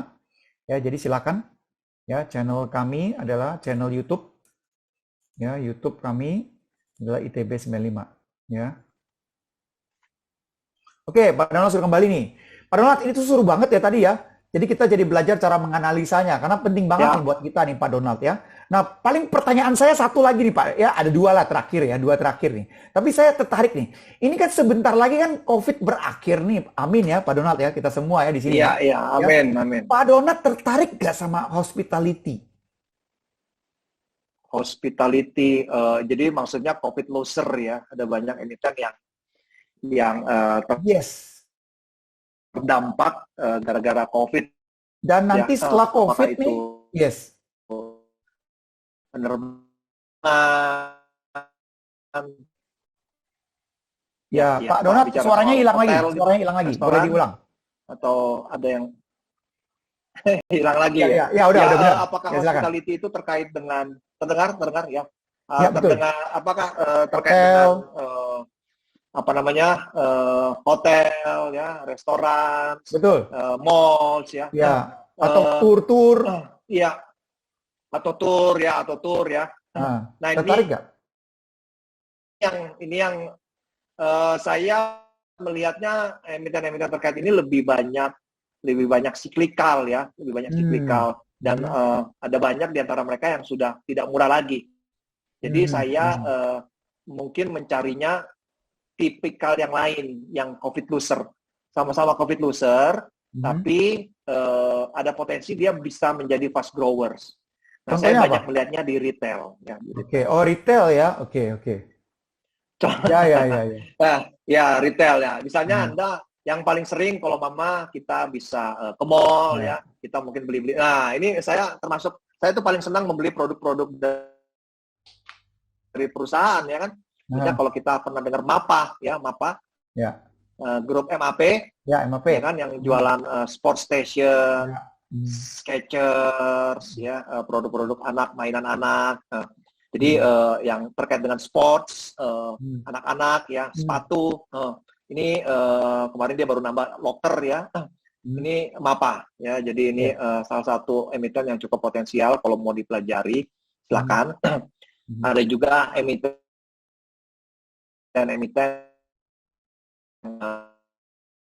misalnya saya emiten yang mungkin pernah dengar namanya CSAP, di mana dia punya produk baru itu toko bangunan Mitra 10.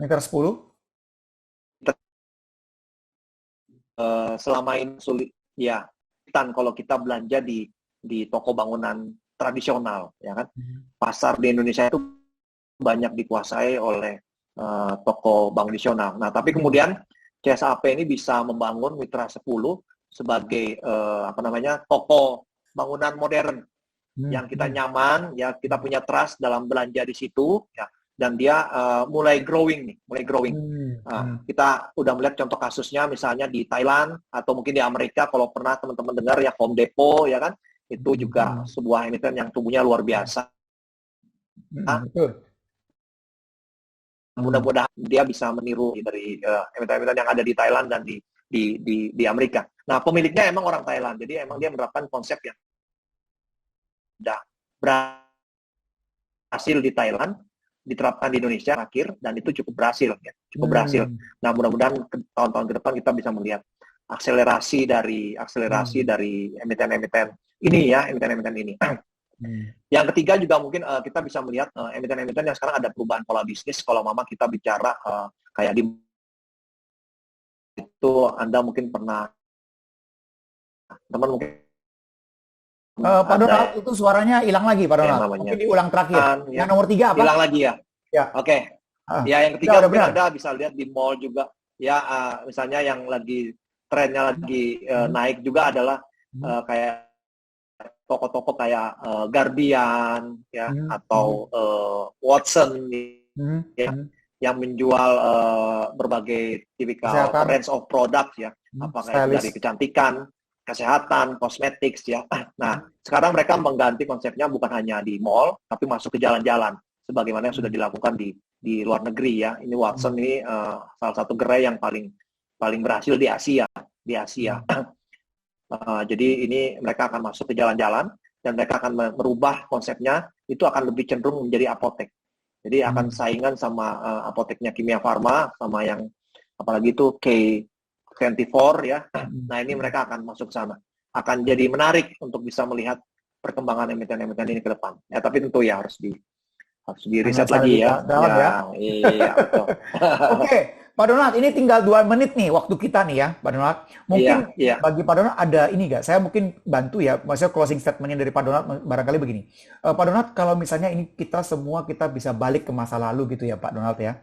Ya, dari sejak pertama kali you invest atau mulai belajar invest gitu ya. Ya. kalau ada satu hal yang mestinya Anda tidak lakukan atau Anda bahkan harus lakukan ketika waktu itu, ya kalau diputar kembali waktu itu, ya Pak Donald jadi seorang investor muda, ya apa kira-kira yang akan Pak Donald lakukan? Apa ya? Waktu investor muda ya. Kalau bisa diputar balik waktu ya, aduh dulu musia saya nggak gini, atau dulu musia saya begini nih, ya kan? Gimana? Sebagai Itu apa?